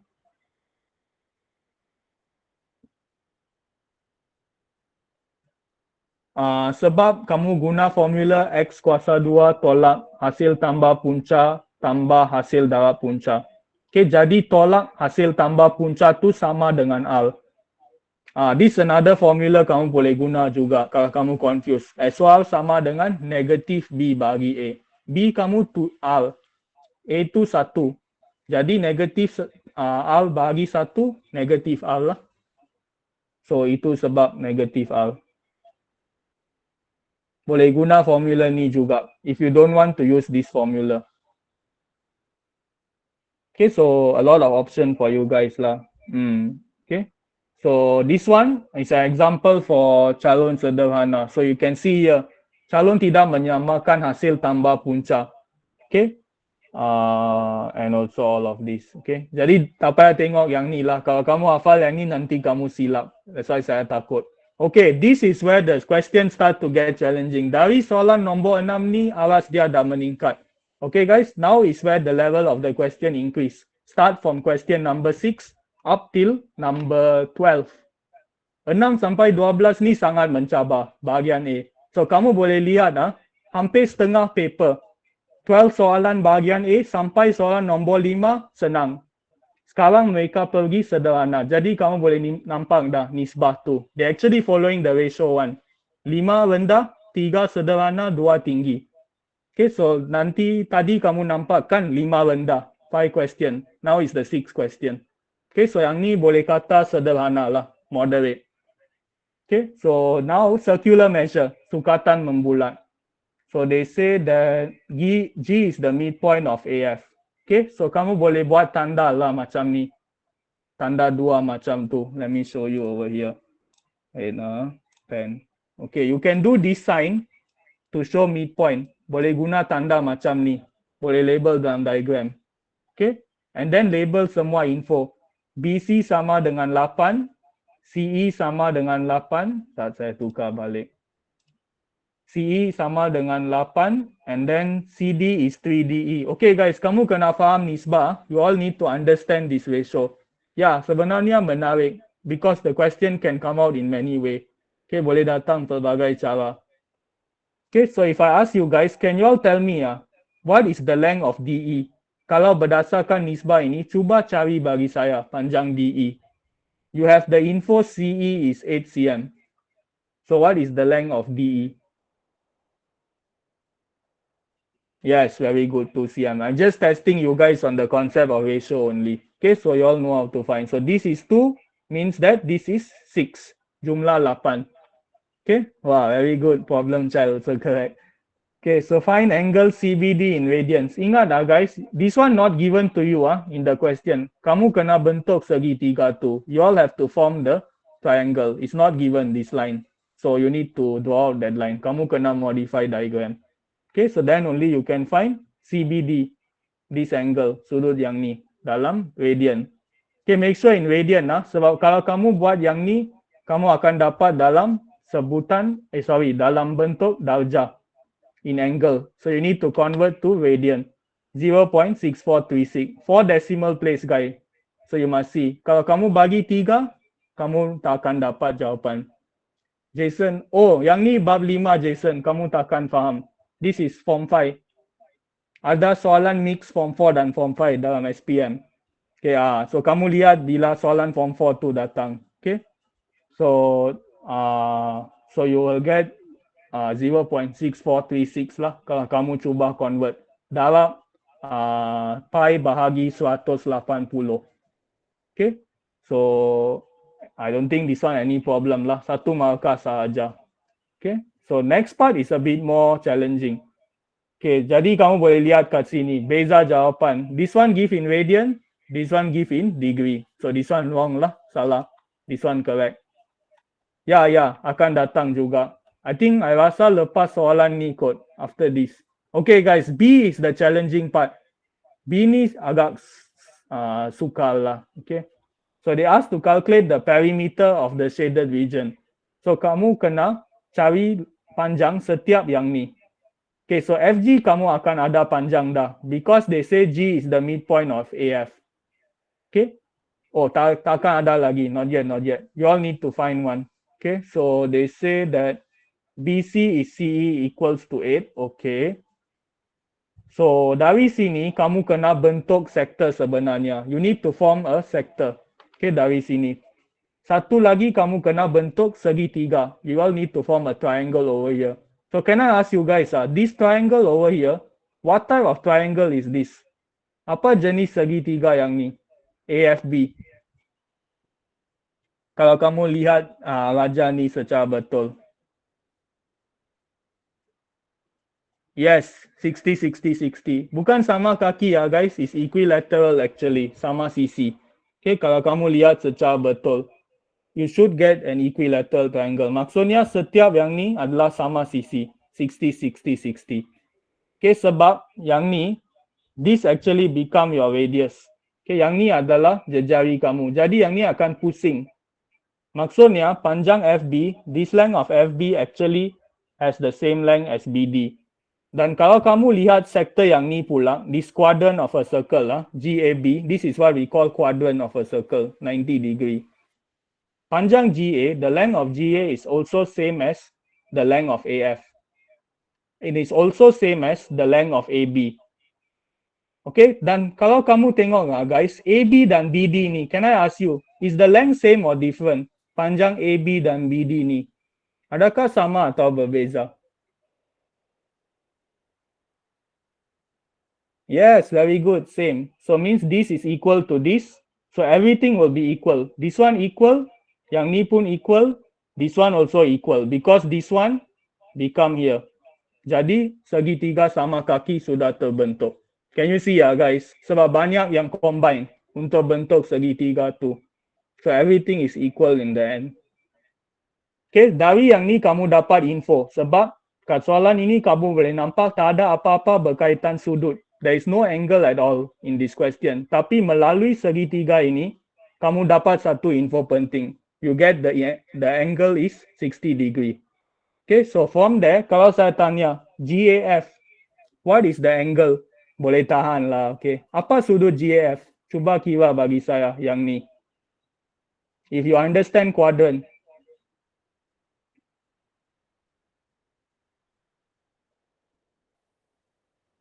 the angle for this part.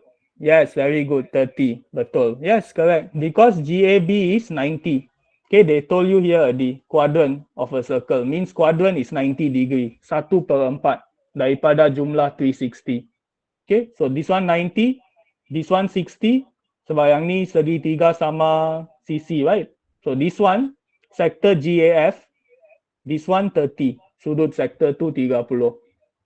Okay, so then dari sini kamu boleh kira dah panjang lengkok GF. You can find the length, arc length of GF. Sebab you know this length, right guys? Kamu boleh cari Pythagoras theorem over here. Because it's a right angle triangle. Jadi yang ni 10, maksudnya segitiga ini semua adalah 10. Okay, sebab yang ni akan bergerak. Yang ni dari sini BD sama panjang dengan AB. So AB pun 10, AG pun 10, GF pun 10. Okay, because they say AF, G is the midpoint of AF, titik tengah. Maksudnya kalau AG ni 10, definitely GF is 10. Tengok guys, dari satu yang ni kamu lukis berapa banyak info kamu dah dapat. Just one triangle, all the value you know already. Okay, jadi kalau kamu tak boleh lukis yang ni, habislah. You cannot solve the question already. Tak boleh selesaikan. So the triangle is the key of your solution. Okay, so then you can find lah this length. Guna formula S sama dengan R theta radian. Where is GF? GH. Oh, I rasa mereka silap label. This is actually, it's H actually. Sebenarnya dia adalah H. Okay, so this is GH. Untuk yang ni. This length of arc. So you use pi over 6. Pi over 6 adalah 30 darjah dalam radian. Okay, you need to convert. So then kamu cari HD, this arc. Okay, panjang lengkok yang ni. So you use 10 times 10 yang ni darab dengan 1.451. 1.451 is actually this angle guys. Sudut yang ni. How you get? Because you know that yang ni adalah 60 darjah. This is 60 degree. This one also you already found earlier. Tadi kat sini. Soalan dah suruh cari kat A. So jadi kamu ambil 180, a straight line. Tolak sudut 60, tolak sudut yang ni. Then you will get the angle HBD.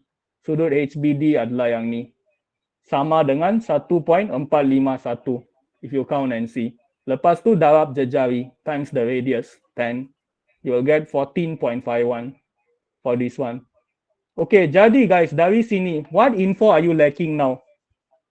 Panjang mana kamu tak tahu sekarang? Yang saya belum explain lagi. Which length you all don't know? Sebab mereka nak perimeter shaded region now. What is the length guys? You all don't know. Yes, very good. FE, correct. Okay, FE we don't know. How to find FE? Macam mana nak cari FE? Any idea you all have? Because this is actually a trapezium, but then suddenly you see like how to find FE. Because there is no formula to find actually. Kamu kena modify diagram sekali lagi. But how to modify? What shape can you form, guys? Very good. Triangle again. Always, guys, they will ask you to form a triangle one. In this circular measure chapter, guys, the target is to form triangle. Objektif kita adalah untuk modify diagram supaya bentuk segitiga. Repeat question. I ask you how to find the length of FE. Macam mana nak dapat panjang FE ini? Because kalau kamu betul nampak, G and E sebenarnya tak begitu seimbang. E is a bit lower than G. Ya, theorem Pythagoras. Kamu boleh lihat kat sini. Okay, EF. Yang ni. So, they say 12 square plus 18 square. Jadi, sana saya cuba kira sikit. 10, this one is 8 cm. Okay, so yang ni adalah 18 dia. This is 18. AC ni 18. Jadi kamu lukis satu segitiga kat sini. Connect with the E guys. Jangan lukis atas sikit. Sebab kalau kamu lukis atas sikit, you draw slightly above, you cannot use Pythagoras theorem already. So you need to draw up till the point E. Selari dengan titik E itu. Jadi panjang dia 18. 12 tu macam mana? So you can see over here, if you draw slowly lah.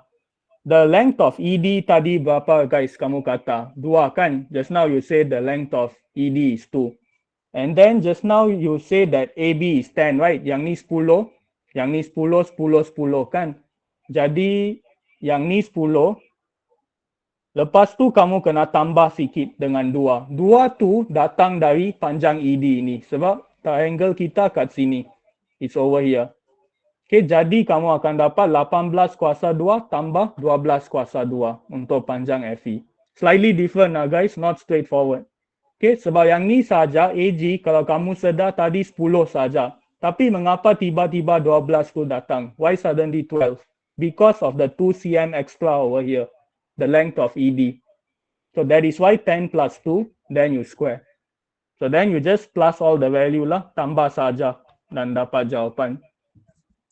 Okay guys, can you get it for this question? Any difficulty?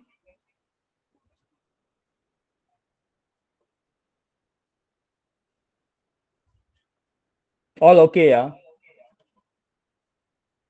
Boleh lah, okay. So next question lah. So this one again you all can go to nanti. So jawapan tinggi dengan jawapan yang tak sangat bagus lah. Okay, so kat sini calon tak gunakan sudut dalam radian. Yang ni pun kesilapan lazim, common mistake. When you use length of arc formula guys, panjang lengkok selalunya kena guna sudut dalam radian, not in degree. Okay, tak boleh guna dalam darjah bagi bab ni. Okay, so this is the important point over here. Okay, just now tadi seorang tanya vektor kan? Sufi ke? I think this is the vector question. Okay, yang ni soalan 7 vektor. Okay, so first part, they say state the value of ED plus DB plus BE. Okay, jadi kalau kamu lihat kat sini, ED tambah DB tambah BE. Okay guys, mengapa kat sini tulis kosong? Can anyone explain to me ya? Mengapa jawapan dia kosong? Why you get 0 actually? Can anyone explain this? Yes, very good guys. Betul. Sebab why you get 0? Mengapa dapat kosong? Jawapan A. Yes, start E and finish at E. Kalau kamu mula dari titik sama, akhir kat titik sama, always your answer 0 guys. No need to think also. Tak perlu fikir. Okay, jadi kalau kamu sedar, semua vektor yang kita buat ada nilai kan? There is a value. Because kita tak mula dan akhir dengan titik yang sama. You don't start and finish at the same point for a vector. Okay, so this case, they start and finish with the same point lah. E and E. Jadi kosong. Okay, so state. State maksudnya no working. Tak ada jalan keluar. Okay, so straight away give your answer. And then part B, using vector triangle law, find the resultant vector from station E to station C. Okay, mereka nak yang ni. E to C. Okay, and they say that station E to station D parallel to x-axis, displacement 11. Okay, ada info kat situ.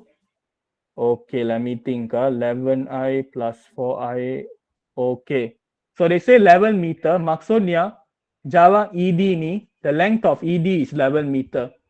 Okay, kamu kena faham yang tu. Because they say displacement is 11 meter. So, I want to ask you guys, where the 4i actually come from?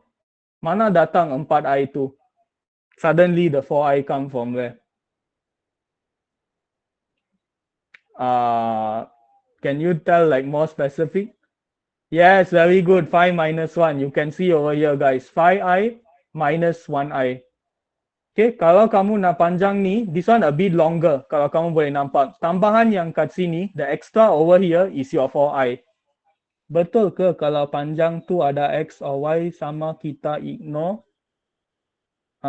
Ambil yang berbeza x2 minus x1 sebab tu 11i.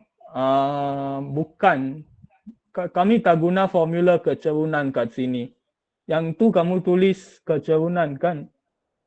X2O atau kamu buat atau ke bukan bahagi. Okay. Sana. Kaedah tu pun boleh, kan? Kamu boleh guna kaedah tu. Kalau kamu lihat kat sini 11 tolak 1, kamu dapat 10J kat sini. Yang ni adalah sama dengan yang ni, the height, ketinggian parallelogram, segi 4 selari ni. So this is the tangent actually, nilai dia kat sini. Perbezaan antara kedua-dua titik ni. Sana, kenapa ada modulus? Wow, satu soalan bagus. Saya pun tak tahu mengapa buat macam tu. Actually, I really don't know guys why they put the modulus there. Because usually vector kita tak guna. Oh, dah faham dah. Magnitude. Fatin, bila ada modulus, kita maksud dia mereka nak magnitude. Okay, the magnitude of the combination of vector. Okay, so that is why 0 lah, masih kosong. Sebab just now you know already lah, the explanation. Okay, so do you guys understand for part B? Boleh faham macam mana dapat this answer? Okay, so you just have to form the triangle only, segitiga, EDC. Then you can find already. Okay. So this one again, you can see over here. So this is the perbandingan lah for good and sederhana student one. Okay, so next one, you can see for part B, mereka guna konsep sama lah. Perbezaan antara dua-dua koordinat, the difference between the x and y coordinate. Tapi yang ni kamu lihat, kat sini guys, tengok selalu guna x dan y pun salah. X and y also wrong. Sebab mereka bagi I dan J. You have to use I and J untuk vector. Tak boleh guna X, Y. Okay. So although the answer same, sama, tapi sebab yang ni tak ada markah. Okay, so small thing also. Kesilapan sangat kecil. Okay, so this is another example for you. Okay, next part. A boy runs from station E to a cone at K. 5P. Okay, kat sini kita tak tahu lah 5P itu apa. We don't know where is 5P. But mereka bagi velocity. Okay, mungkin kamu akan tertanya, why suddenly the question give you a velocity? Mengapa bagi laju kat kamu? Actually got reason one, you will find out. And later you see suddenly, got massa suddenly coming. So guys, can I ask you, when you have speed and time, which formula they trying to use over here? Formula apa kat sini? Laju, massa, satu lagi apa? Apa satu lagi quantity? Speed, time? Yes, jarak. Very good. Always they'll relate these three one. Speed, distance, time. Okay, jadi this whole thing explained by the one. Okay, so you can see that it start with 1, 1. Coordinate asal kita 1, 1, station E. And then plus with the velocity 3, 4. Times the T. Mengapa darat massa? Sebab laju darat massa kamu akan dapat jarak. When you times speed with time, which is shown over here, yang ni, you will get distance. Okay, satu-satu ni mewakili jarak. Jadi quantity yang kamu tambah tu, the one you add must also be distance. The quantity that you add must always be the same one. Tak boleh tambah laju dengan massa, something like that. It doesn't make sense. Okay, quantity kena sama bila tambah. Okay, and then you will get equals to 5, 5. Wait, how do they get the 5 over here? 5, 5. Wait, guys, let me think and see. Sebenarnya yang ni P, I think they made mistake. Mereka sepatutnya tulis P kat sini. Also another mistake, error guys. Kamu kena guna konsep persamaan serentak, simultaneous equation to find T and P. Okay, jadi kamu bandingkan yang atas, 1 tambah 3T sama dengan 5, you'll get T. Lepas tu bandingkan bawah, 1 tambah 4T sama dengan P, bukan 5, P. So then you substitute, gantikan nilai T, buat algebra, boleh cari P. So this is another question. Okay, so a bit, yang ni saya boleh katakan sederhana lah, moderate level. Sebab tak straightforward, not really straightforward question. But can you guys understand? Boleh faham?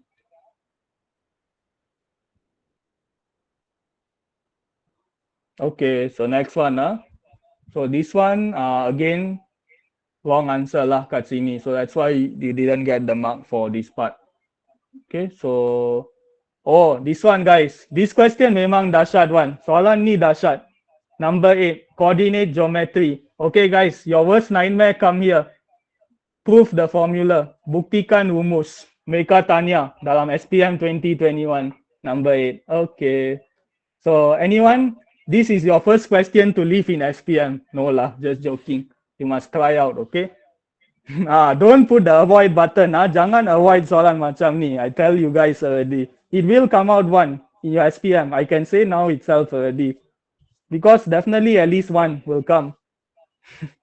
Okay, so just try to prove lah. Because this one actually, how you know all this, macam mana tahu semua ni, you have to read the textbook. Buku teks sebenarnya bagi semua yang ni. They actually give to you how to prove all the formula. So kena rajin baca and understand how to prove the formula. Okay, so I can explain a bit lah.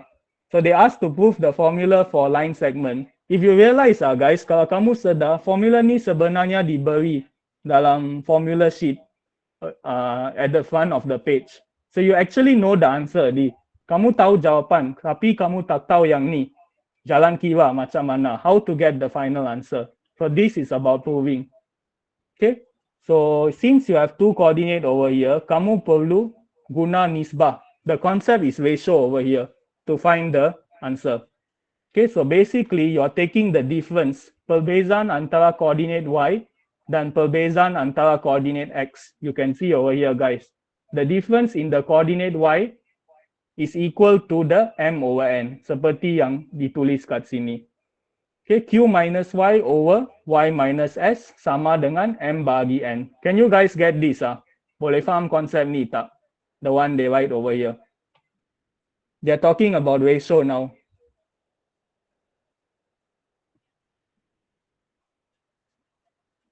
Can understand guys? Respond.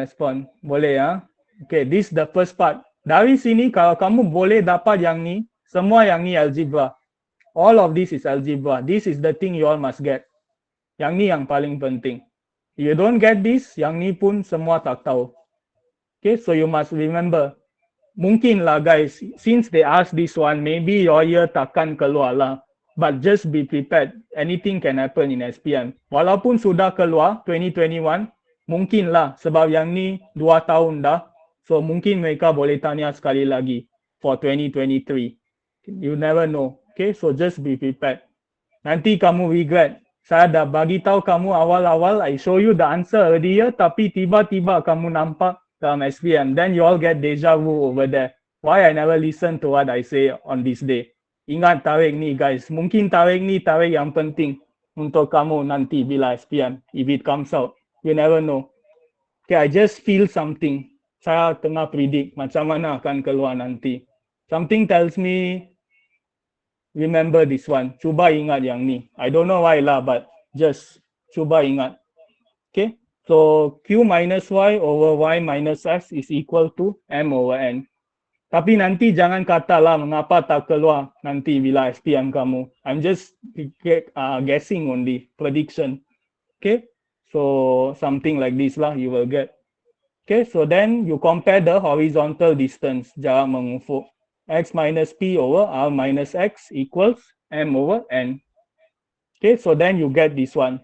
So can you see guys? Sama dah. Kamu dah buktikan formula sebenarnya. You already proven. Okay, your formula is actually nx1 tambah mx2 kan, bagi m plus n. Yang ni adalah x1, x2 kamu. Yang ni adalah y1, y2 kamu. Okay, you can see over here, y1, y2, x1, x2. Okay guys, can you understand how to prove this one? Kamu bandingkan jarak saja dan hubung kaitkan dengan m dan n. Can you guys see it? Okay ya. If you got question, ask. Kalau ada soalan, kena tanya.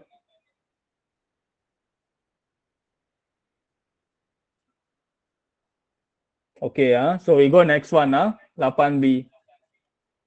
Okay, this one sebenarnya tak ada apa-apa. Okay, so this one, calon ni tak dapat markah penuh sebab tulis separuh saja. He only show how to get the X. Tapi tak tunjuk macam mana nak dapat Y2.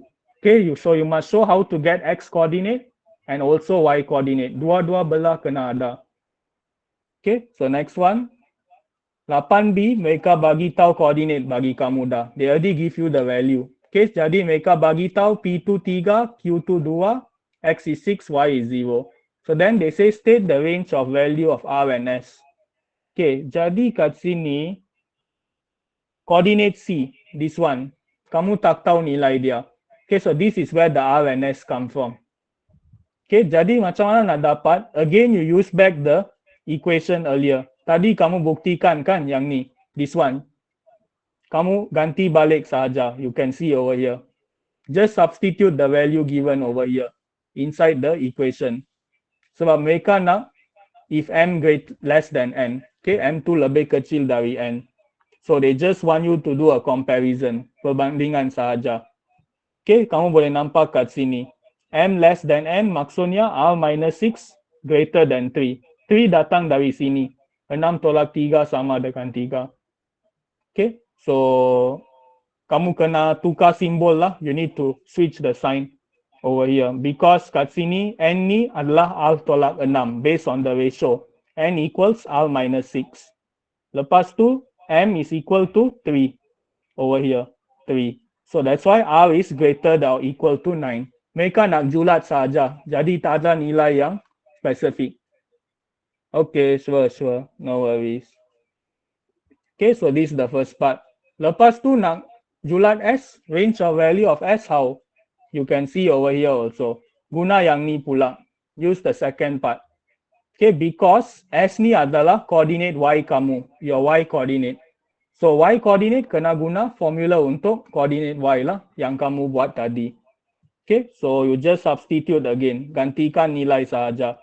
So kat sini boleh dapat jugalah ratio again. Konsep sama macam ke atas. The exact same thing you apply down here.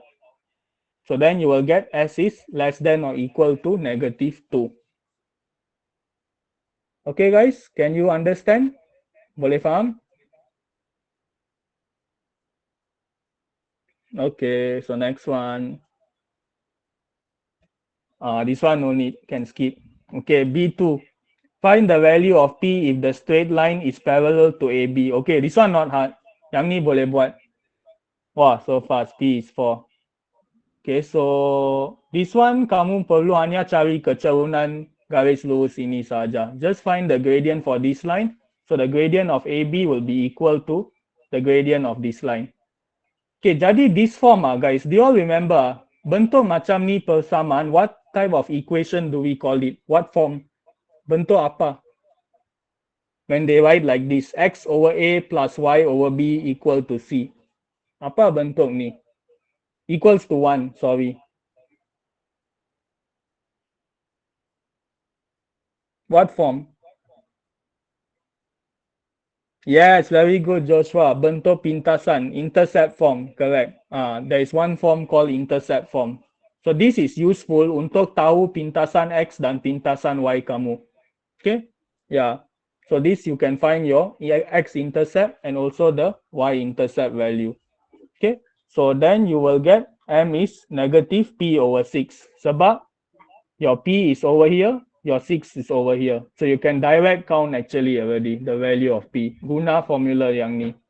Okay, negative guys, got negative over here. Negative Y-intercept over X-intercept. That's why negative P over 6. This is just like extra info only, intercept form. Kamu tak perlu tulis sebenarnya. It's just to know only. Okay, so you should get P equal 4. Okay guys, clear? Faham? For question 8, we done already.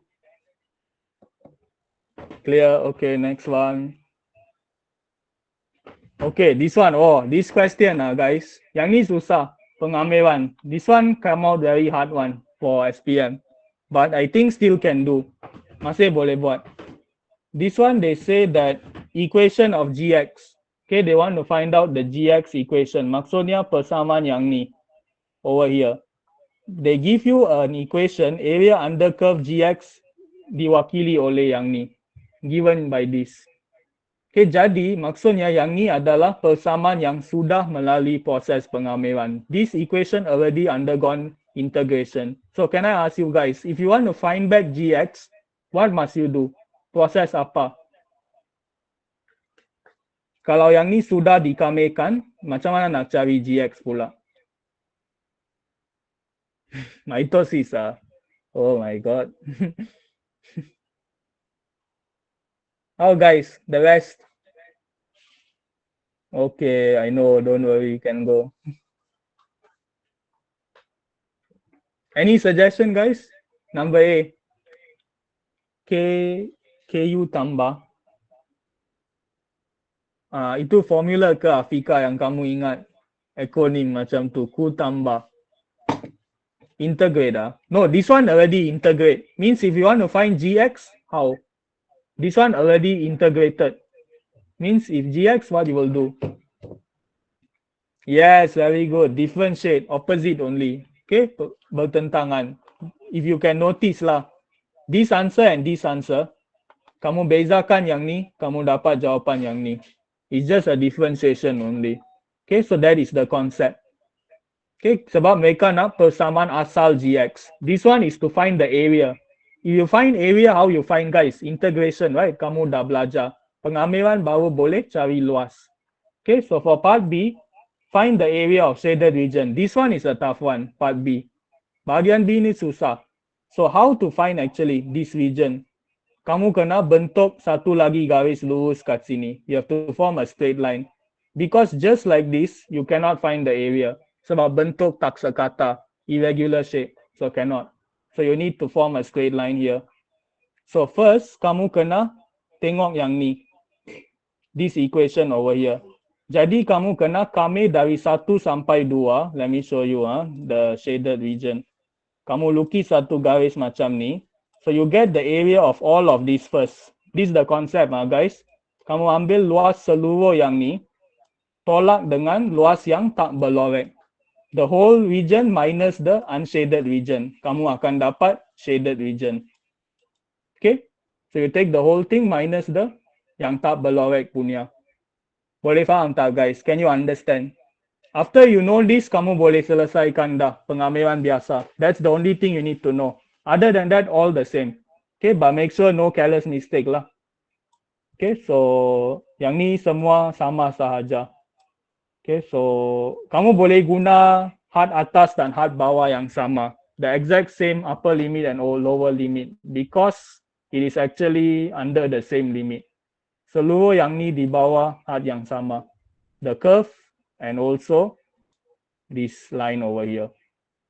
Exact same limit. So you will get the answer 3/4. Okay, any question on number 9? I hope you all still semangat. Gonna finish already very soon. Come on, push a bit more. Sedikit saja. We're gonna finish section A already. Hampir nak complete. Yes, semangat.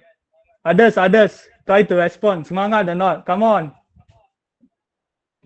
For SPM, for batch 06, for everything. For Form 5 chapter 3, integration. I think he collapsed already. Semangat dari Sabah. Wow, so nice to hear that. Can you all comment now where you all from actually? Boleh tak comment semua? Which state? I want to see like majority atau ada mix. Just comment where you guys from.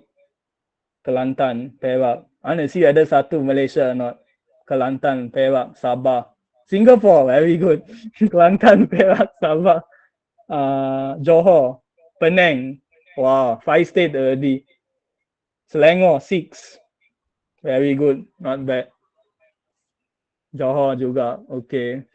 Okay, so good lah. At least satu Malaysia kat sini, almost. Okay. Never mind lah. Got others lah, but they never come only. Okay, so never mind. We go to the next question. Oh, guys, your famous progression question, the hardest one, yang paling susah keluar dalam SPM 2021. This is the tissue paper question. I also don't know who thought of this idea to come with a question. Pemeriksa ni pasti guna kertas tisu ni dengan banyak untuk reka soalan macam ni. Definitely. I don't know why they think of a tissue paper to come with a question. Of all the things in the world, semua apa-apa semua bentuk lagi boleh guna untuk soalan macam ni, but they think of a tissue paper. Maybe when he trying to gubal the soalan, dia sakit perut kot, diarrhea. So come up with this question for you guys. To have you all also have the diarrhea in the exam. Bila nampak soalan macam ni, revenge. I think so lah.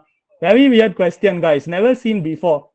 Tak pernah nampak pun pattern macam ni, tiba-tiba keluar. That's why SPM they say prepare for the unexpected. So this is one of the unexpected. Okay. So they say aluminium roll has a length of 55440. Okay. So saya nak tanya, yang ni SN ke TN? Nilai ni. What does it represent?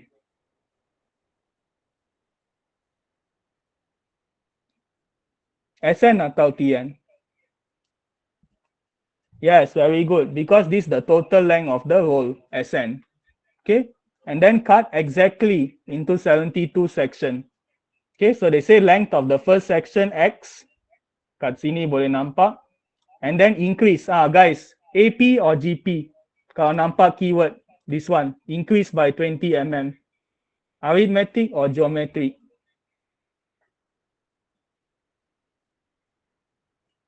Yes, very good. Arithmetic, correct. Okay, janjang arithmetic. Okay, so it's assigned to cut the aluminium roll. So they say state the length of the first 3 terms of the aluminium sheet. Okay, so first 3 terms sangat senang. This one you all can figure out. X, X plus 20, X plus 40. Tambah 20 je kepada yang sebelumnya. So first question, no problem. Second one is the tough one. Alan has completed 2/3 of his task. Okay, 2/3. So they say by determining the value of X, kena tahu X tu dulu, calculate the total length of the last 18 sheet. Okay, maksudnya nak SN lah. SN bagi yang last 18. Okay, so over here, kamu boleh nampak A sama dengan X, kamu cari last term. Why is it last term is T72 guys? Mengapa 72? Sebab kat sini 72 section. Maksudnya the last section is number 72 lah. Yang terakhir. Jadi guna formula saja yang ni. Ganti semua nilai. You have all the value over here. Okay, so you will get yang ni. Lepas tu kamu cari hasil tambah 72 sebutan pertama. F72. Okay, dan kamu juga diberi info 5540440. Just now you all guys told me, right? The total length is this one. Okay, so you take 72 bagi 2, guna formula saja balik. Apply the same formula. Kamu akan dapat X sama dengan 60. Okay, so you already determine the value of X. Senang saja. Kamu hanya perlu tunjuk yang ni untuk cari X. Okay, and then last 18 terms. Ada satu lagi bahagian. They want the last 18 sheet, total length, jumlah dia. So you have to take from T31 to T48. Okay, mengapa mereka tak ambil 54 to 72 guys? Can I ask you all? Mengapa? What info tell you that they must take from 31 to 48 only? Sebab last 18 I thought must be 54 to 72, right? Kalau kamu 72 tolak 18 dapat 54 kan? So why? Mengapa? Anyone got idea? Yes, very good, Zachi. He didn't finish all. You can see over here, he completed 2/3 of his task. Means 2/3 times 72. You will get 48.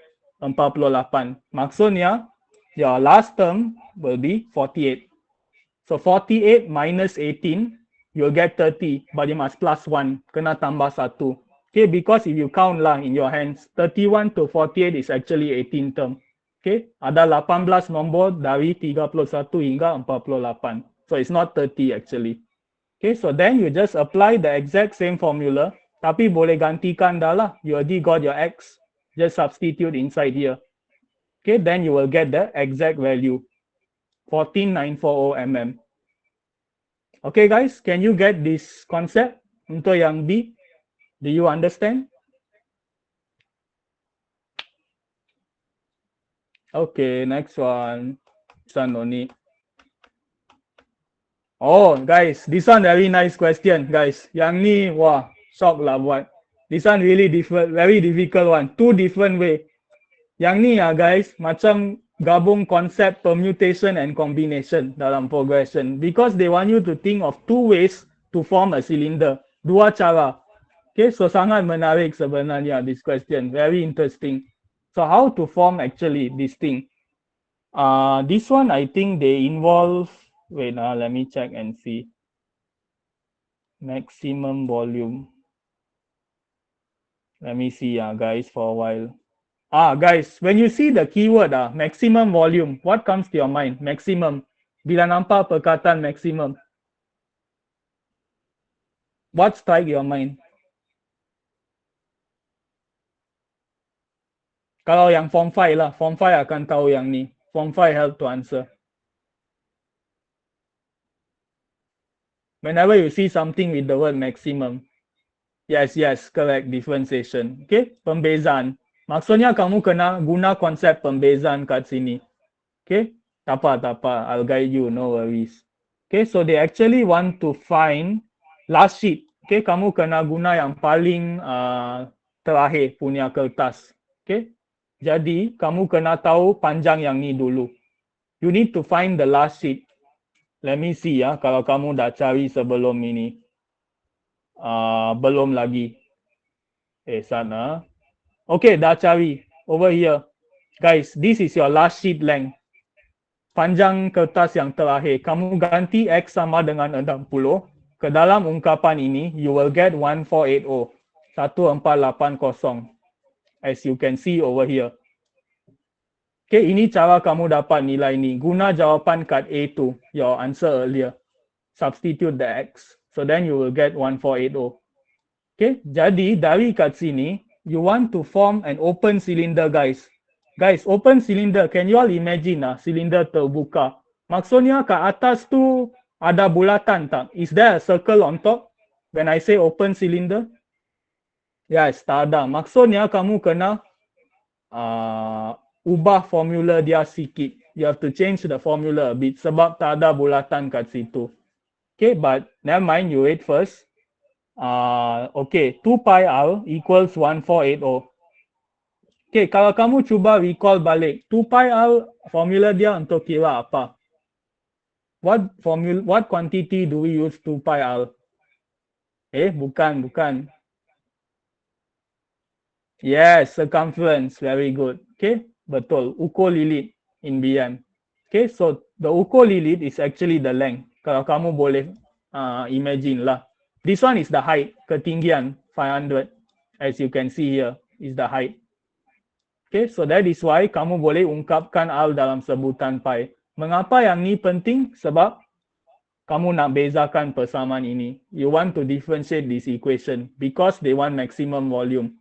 Okay, so if you differentiate, you should get this one, dV bahagi dr. Okay, you differentiate V with respect to R, you get 2 pi RH. Okay, so this is what they said, 2 pi RH. Wait, guys. The height is 500, okay, 740 over pi. Sat, I rasa tak perlu pun differentiation. Wait, guys, let me count this for a while. Times 500. Okay, tak perlu differentiation, guys, this question. Although they say maximum volume, sebenarnya tak perlu pun. No need differentiation. Sebab kalau kamu lihat kat sini, mereka lupa untuk letak kuasa 2 kat situ. They forgot to put power 2. If you get this answer, is actually when got the kuasa 2 kat sini. Okay, so if you do like this, you can actually get the answer. This is the volume for the first cylinder.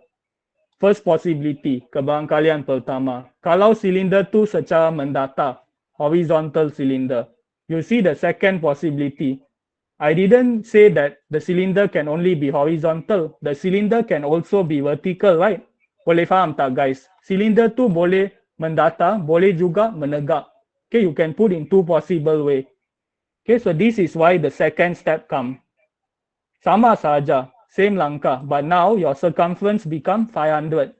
Ukur lilit dia. Your height is 1480. So you express R in terms of pi, R dalam sebutan pi, lepas tu ganti dalam formula, kira nilai dia. So then they ask you to suggest the cylinder that fulfill the condition. Now I understand, guys. Mereka maksud maximum volume tu, isi padu maximum actually mean by your final answer, jawapan akhir. Not that They want you to use differentiation. Mereka tak mau kamu guna pembezaan sebenarnya. Just to compare the volume only. So you can see over here, this one actually give you a maximum volume. Maksudnya isi padu yang lebih besar saja. Just a bigger volume. Okay, so this is how we do that question. Okay guys, can you understand? Boleh faham tak soalan ini? Kamu ada dua method. Kena tunjuk dua-dua, okay? Then only you all can get the full mark. Okay ya guys, boleh tak? This question we done already. I want to show you the next question. I'm very interested for the next one. You guess what topic guys? Soalan seterusnya, topik apa? Your favorite one in maths? Never mind lah, don't worry. Hope this kind of question don't come for A level. No lah. Your next question will be your favorite topic. Permutation and combination. Your nightmare. I rasa this is your nightmare for all topic. Okay? Daripada semua topik at maths lah, semua tak suka yang ni. I don't know why lah, but it's a lot of imagination. Kena fikir dengan sangat banyak. Okay? So, guys, never mind. Walaupun tak favorite, you all follow me for this question one. I'm sure you all understand. Okay, come. Arrange. When you see arrange, guys, permutation or combination, yang mana? Kalau mereka kata pilih susun. Yes, correct. Permutation is the answer. Okay, so this one very simple, guys. First question sangat senang. All the card, 6 factorial, habis. Kamu dapat jawapan 720. Combination is select or choose. Okay, mereka akan kata pilih. Jason, this one you won't know. Form 5, Form 5. This one you're still in Form 4. Yang ni Form 5 saja tahu. Okay, so this one 6 factorial lah, easy. Okay guys, if I want to modify question 1, kalau saya nak modify sikit untuk bagi dia susah sikit, saya tak mau nombor 5. I put a 6 over here. Adakah jawapan kamu masih 720 for this one? Kalau soalan dia berubah. 1, 2, 6, 6, 7, 9, I want to arrange all the card. Very good, no more 720. So how you change it guys? What must you add? Apa kena tambah? I hope you all still remember this important thing they tell in permutation. Satu perkara mereka cakap. Very good. Divide 2 factorial because identical object. Okay. Harap semua masih ingat yang ni. Objek serupa 6 dengan 6. Jadi jumlah susunan dia kena bahagi dengan yang serupa 2 factorial. Means that 360 is your answer. Okay. So this is why I want to test you all over here. So you just need to divide 2 factorial. So then you get the answer. Okay. Tapi kat sini tak perlulah. Question didn't ask. Okay, so this one, a lot of people die over here. Number 2, this question kill everyone. This one very hard. So, you guys want to teka, what's the answer? Siapa-siapa nak teka? Just think what is the answer. If you can solve and get the answer, good lah.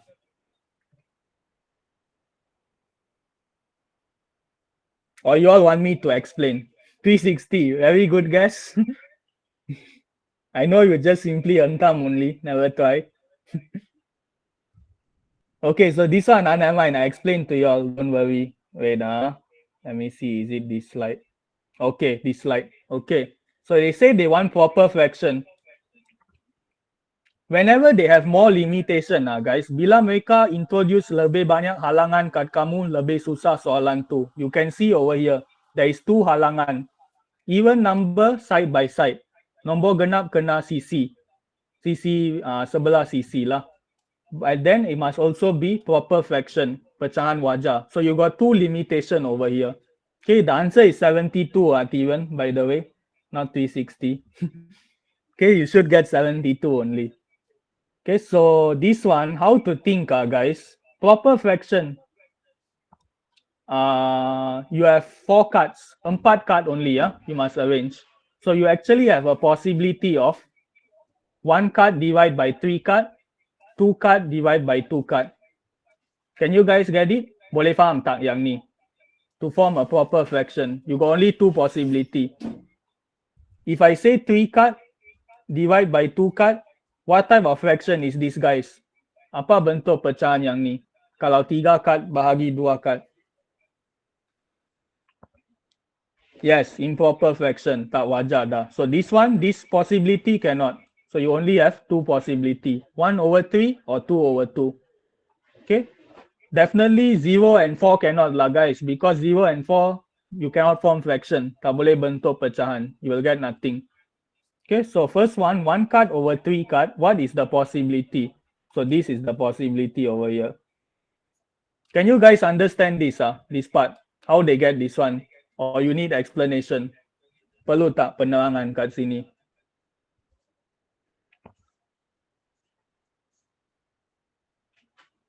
Explain. Okay. Slowly, guys. This one I have to slow one because it's not easy, this part.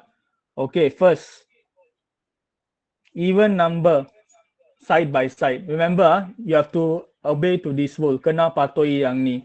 Okay, so let's say the 1 card over here lah. Satu card kat sini. Okay. So dalam 4 card yang saya pilih, guys, can I ask you, how many even number I have over here? Berapa nombor genap saya ada kat sini? Dalam 6 card yang ni. Yes, very good. 2 cards only. Wow, Jason also trying to answer, although form 4. Very good. Okay, so 2 cards only. So can I ask you guys, boleh tak saya letak nombor genap kat atas ini? Can I put the genap card on top here? Yes or no? Nombor genap tu boleh tak ke atas pecahan yang satu card tu? Very good. No, because you have only 2.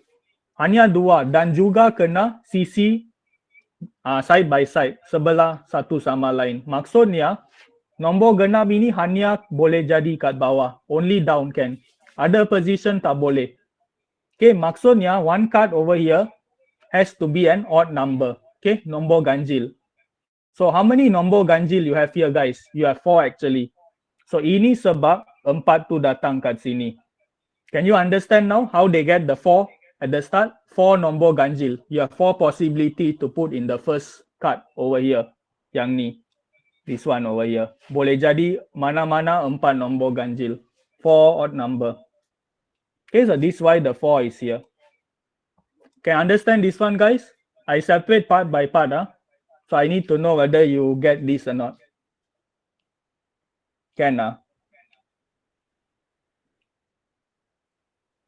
Okay, so I proceed. So now we focus on the 3 card at the bottom. So let's say you definitely have to choose 2 and 6 lah. Kamu hanya ada 2 nombor genap, only 2 even number. So 2 and 6 is a must. Lepas tu, mana-mana satu lagi, 1, 5, 7, 9, you can choose. Okay, let's say I choose 1 lah. Okay, saya pilih 1. Okay, so now let me see. Okay, 4 covered. Okay, so now I'm going to explain this part. 2 factorial darab 2 factorial darab 3. Okay, let me see this one. And also one more thing, guys, you must take note. Proper fraction, kamu kena ambil kira yang ni juga. Okay, so let's say saya pilih 1. I choose 1 on top. But anyway, you will form a proper fraction here lah, no matter what. Because 1 and 3 selalunya tak kisah apa-apa nombor pun masih pecahan wajar. So no need to worry on this. So now the problem is the down part, bahagian bawah. So 261, kamu pun boleh pilih. Wait now, guys. You can also choose 265. Or you can also choose 267. Yang ni pun boleh. 269 also can. Nice number, guys. 269. Okay. So 261, 265, 267, 269. Okay. Siapa yang faham akan faham yang tu. Okay. So you have 4 choices over here. And did I say, guys, 2 dan 6 ni adakah kedudukan dia tetap? Is 2 and 6 position fixed? No, correct. This is why you get the 2 factorial here actually. Boleh switch. Very good. You can switch between them. Okay, so let's say switch between them. Do they say that 2 and 6 must be the first 2 digit? Adakah dia kena jadi 2 digit pertama? No, this is why another 2 factorial is here because they can be in the last 2 digit also and also switch position. So 2 factorial switch at the front, 2 factorial lagi tukar kat belakang. Okay, depan dan belakang kena tukar 2 kali. But then where the 3 come guys? Mana datang 3 tu? Can anyone explain? Why is it times 3? Why not times 4? Can you all think?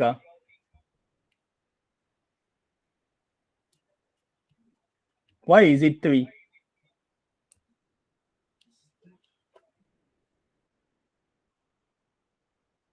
Anyone got idea? Mengapa darab 3? Can anyone tell? Just give a try. Cuba saja.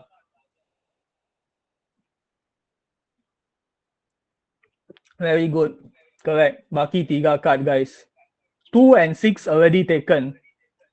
Dan kamu akan pilih satu card untuk isi yang atas kat sini, right?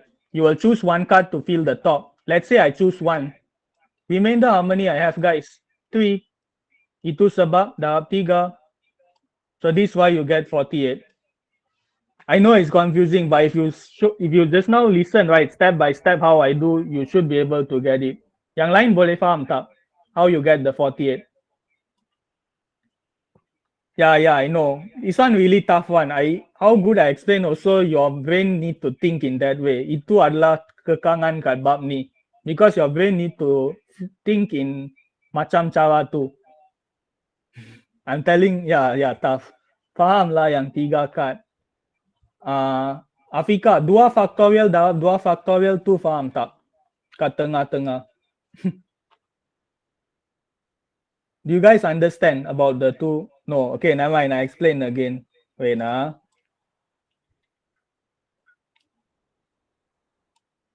just wait. This one, okay. 2 factorial darab 2 factorial. Cuba fokus kat 3 card yang ni, Afika. Jason, you never learn yet this chapter. You in Form 4. How can you know? Jangan cuba belajar benda yang susah macam ni. Don't want. Steven, please, no. Okay, 3 card. Wait, let me think again. Okay, guys. So they say that nombor genap kena CC kan? Sebelah CC. Afika. Nombor genap must be together, right? Based on the question over here. Okay. Lepas tu, adakah saya kata nombor dia kena susun macam ni saja? Adakah ini tetap atau boleh jadi 62 juga? Can it be 26 only atau juga boleh 62?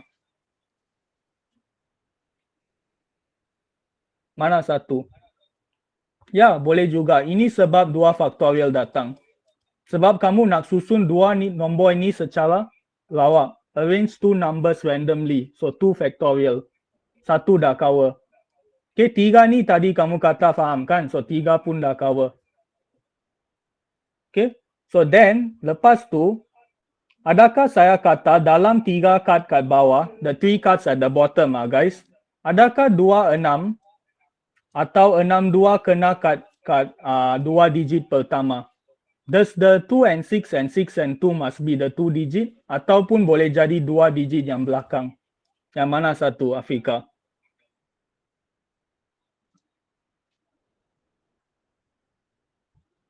Yes, boleh dua-dua. Tak ada restriction, no halangan. Maksudnya 2 factorial ni datang kat sini juga. Because I can put it like this. 2 dan 6 boleh kat belakang ataupun 6 dan 2 kat belakang. Boleh faham tak sekarang, Afika? Itu sebab ada 2 kali 2 factorial untuk 2 keadaan ini. Very good. Okay, so 4 ni guys, macam mana 4 ini? 4 come from on top, yang atas ini. Satu kad ni boleh pilih sama ada 1, 5, 7 atau 9. Kamu ada 4 pilihan. 2 dan 6 tak boleh because 2 dan 6 kena side by side. CC.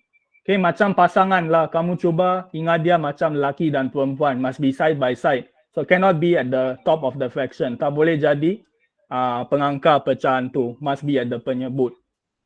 Okay? So can you all understand now? I don't know. I don't know whether I'm front or back. Okay. Okay, guys, number 1. Okay, number 2. Sorry, number 2 already. This one is the second possibility. Soalan tak selesai, guys. Only 48 you got. Your final answer actually 72. So got some more to consider. 2 card over 2 card. Yang ni lebih susah. Okay, so now is the possibility of 2 card over 2 card. So the answer is actually over. Wait, is this the same? 4 times 2, 8, 16. Yang ni salah lah, guys. Don't follow this. This one wrong. Not the correct one. Okay, so you look from here onwards. Sampai kat bawah. Okay, so if you want to form proper fraction and also even number side by side, kamu boleh consider yang ni. This one you need to write out guys. Satu per satu. Kamu tak boleh guna macam ni. Sebab yang ni saya takut kamu akan hilang beberapa kombinasi. You might miss out a few combination over here. Okay, so you need to write out one by one. Okay, so 15, 17, 19. Okay, they say the even number must be side by side, right? So saya cuba consider nombor genap tu kat bawah pecahan dulu. I consider the even number as the denominator first. Means the on top of the fraction, the numerator, I can arrange like this.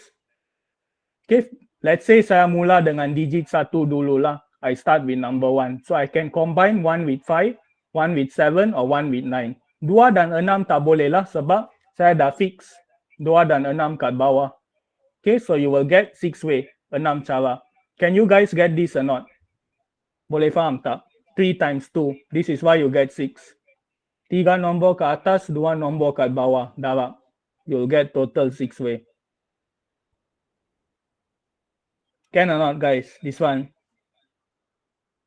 You need to respond, then only I know. Can, okay, next step.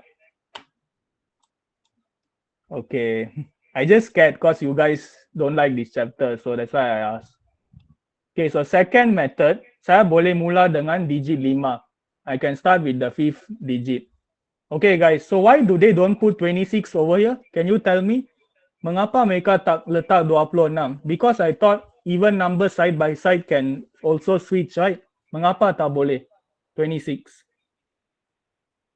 This is the difference between the first and the second. So why?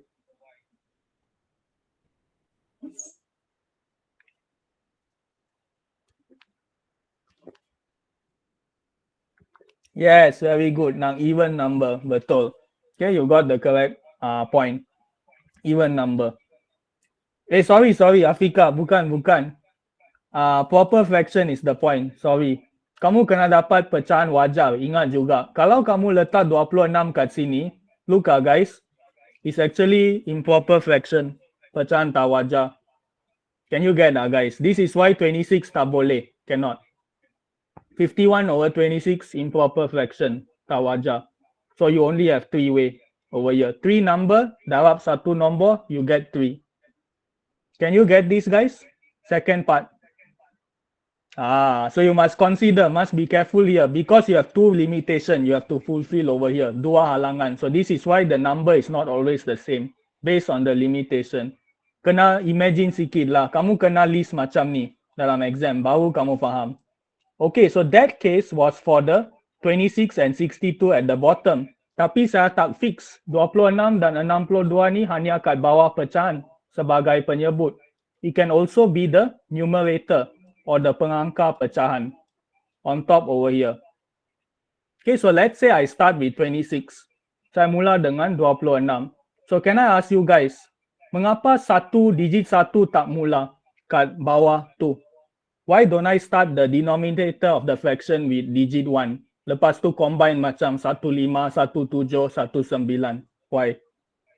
Yes, very good. Again, pecahan tak wajar. 26 over 15, tak wajar. Wrong already. Okay, so you can only have the combination of 5, 7, and 9. Okay, 3 digit yang ganjil yang bertinggalan. The left 3 odd number. So 26, 51, 57, or 59.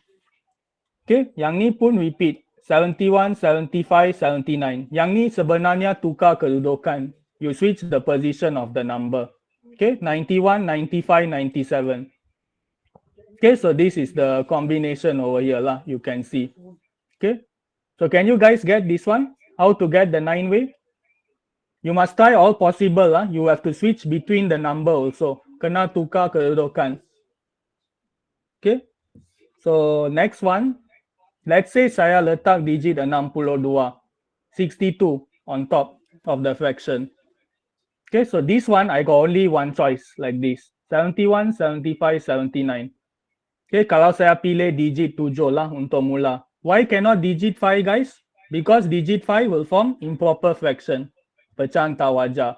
Same with here. 91, 95, 97. Okay, sebenarnya yang ni boleh gabung lah. It's the same thing actually. They can combine to become one. Okay, so it's actually 3-way and 3-way. So total, you add up everything, you get 72-way. Total 72. Okay guys, can you get this question? I really hope lah. Kalau kamu nanti tengok balik recording slow, I think you can get it. If you don't understand, make sure watch back the recording because recording akan terangkan balik kat kamu. Okay, so we go last one for today. So this one is the last one. You also watch back because got permutation and combination in A level. Okay, this one is last part. Okay, before we go. Thank you. Last question. Yeah, today we really cow do maths. Almost complete the whole section A already. Okay, so combination of n object from m different object is given by this formula. Okay, selalunya guys, permutation and combination first part will be on pilih atau, second part on gabungan. Okay. Kambi. Okay, so minimum value of n. Okay, this one is a fact question guys. Ini adalah soalan fakta. So n must be 0 lah. Because you have a chance to choose no object. N is 0 maksud dia kamu tak pilih apa-apa object. Okay, so you just need to state like this only. You already got the mark. N is 0. I think this one not difficult to understand, right? Okay, so next one.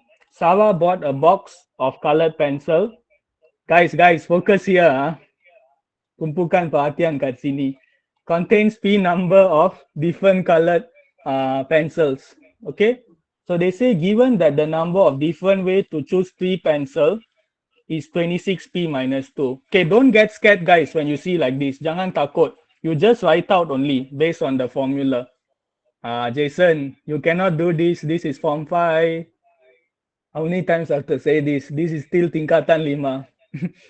Okay, so don't try to learn tingkatan 5 yet. Tingkatan 5 itself don't want to learn this topic. You want to learn this topic. Oh my God. Form 5 pun macam nak bunuh topik ini, you trying to understand it. Yeah, dedication lah to maths. Actually not wrong one. It's a good thing. Okay, so this one, okay, so they say P number and you want to choose 3 pencil. Maksudnya, you have to write like this. PC3. Okay guys, this is the, the suffering will start also very soon, correct? And you go to form 5. Okay, PC3 is this one. How I get this one guys is based on this formula. Berdasarkan formula yang ni, saya gantikan saja. N is equal to P, R is equal to 3. So you get this one is equal to 26P minus 2. Okay, and then you just express. Guys, you must understand, factorial you must express like this. Something like this. P times P minus 1 times P minus 2 times P minus 3. Why I stop at P minus 3? Because of this one. Your denominator, pengangka tu, berhenti kat P tolak 3 factorial. So that I can cancel. Saya boleh potong atas dan bawah. Okay, 3 factorial is actually 6. This is why they put 6 over here. Okay, so this is how they get this one. Darab silang. Okay, P minus 2 pun boleh potong. Cut. Okay, so P minus 1 equals 26 times 6. Lepas tu dari sini algebra. Quadratic kamu.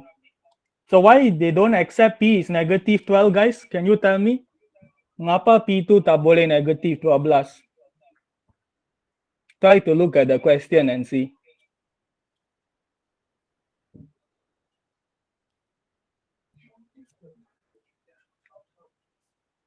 Okay, guys. Why? Why P cannot be negative 12? Very good. Okay, you concluded. P must be a positive number because pencil tu hanya ada bilangan. Ya, bilangan tu kena positif. Okay, I think yes, we done already. This one all, we continue tomorrow. Okay, guys. So how lah today? Do you all understand better? Do you feel like useful? Boleh faham tak? I actually told got tomorrow. Do you feel better for the topic today? Wait, my brain exercise well. I feel like my brain exercise well today. Yeah, more confident. We tried almost the whole section A already, so quite good. Wait, now the laptop itself jam already. Wait, guys. Let me stop share first. Got so many remaining here still lah. Banyak lagi yang tinggal.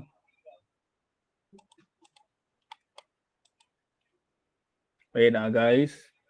Do you all still see the PowerPoint? How can you see my face? Cannot see what?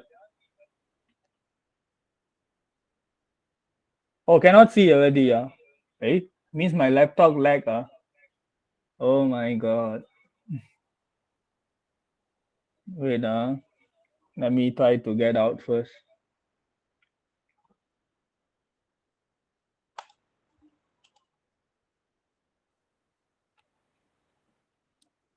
T1 capping. Let me stop record.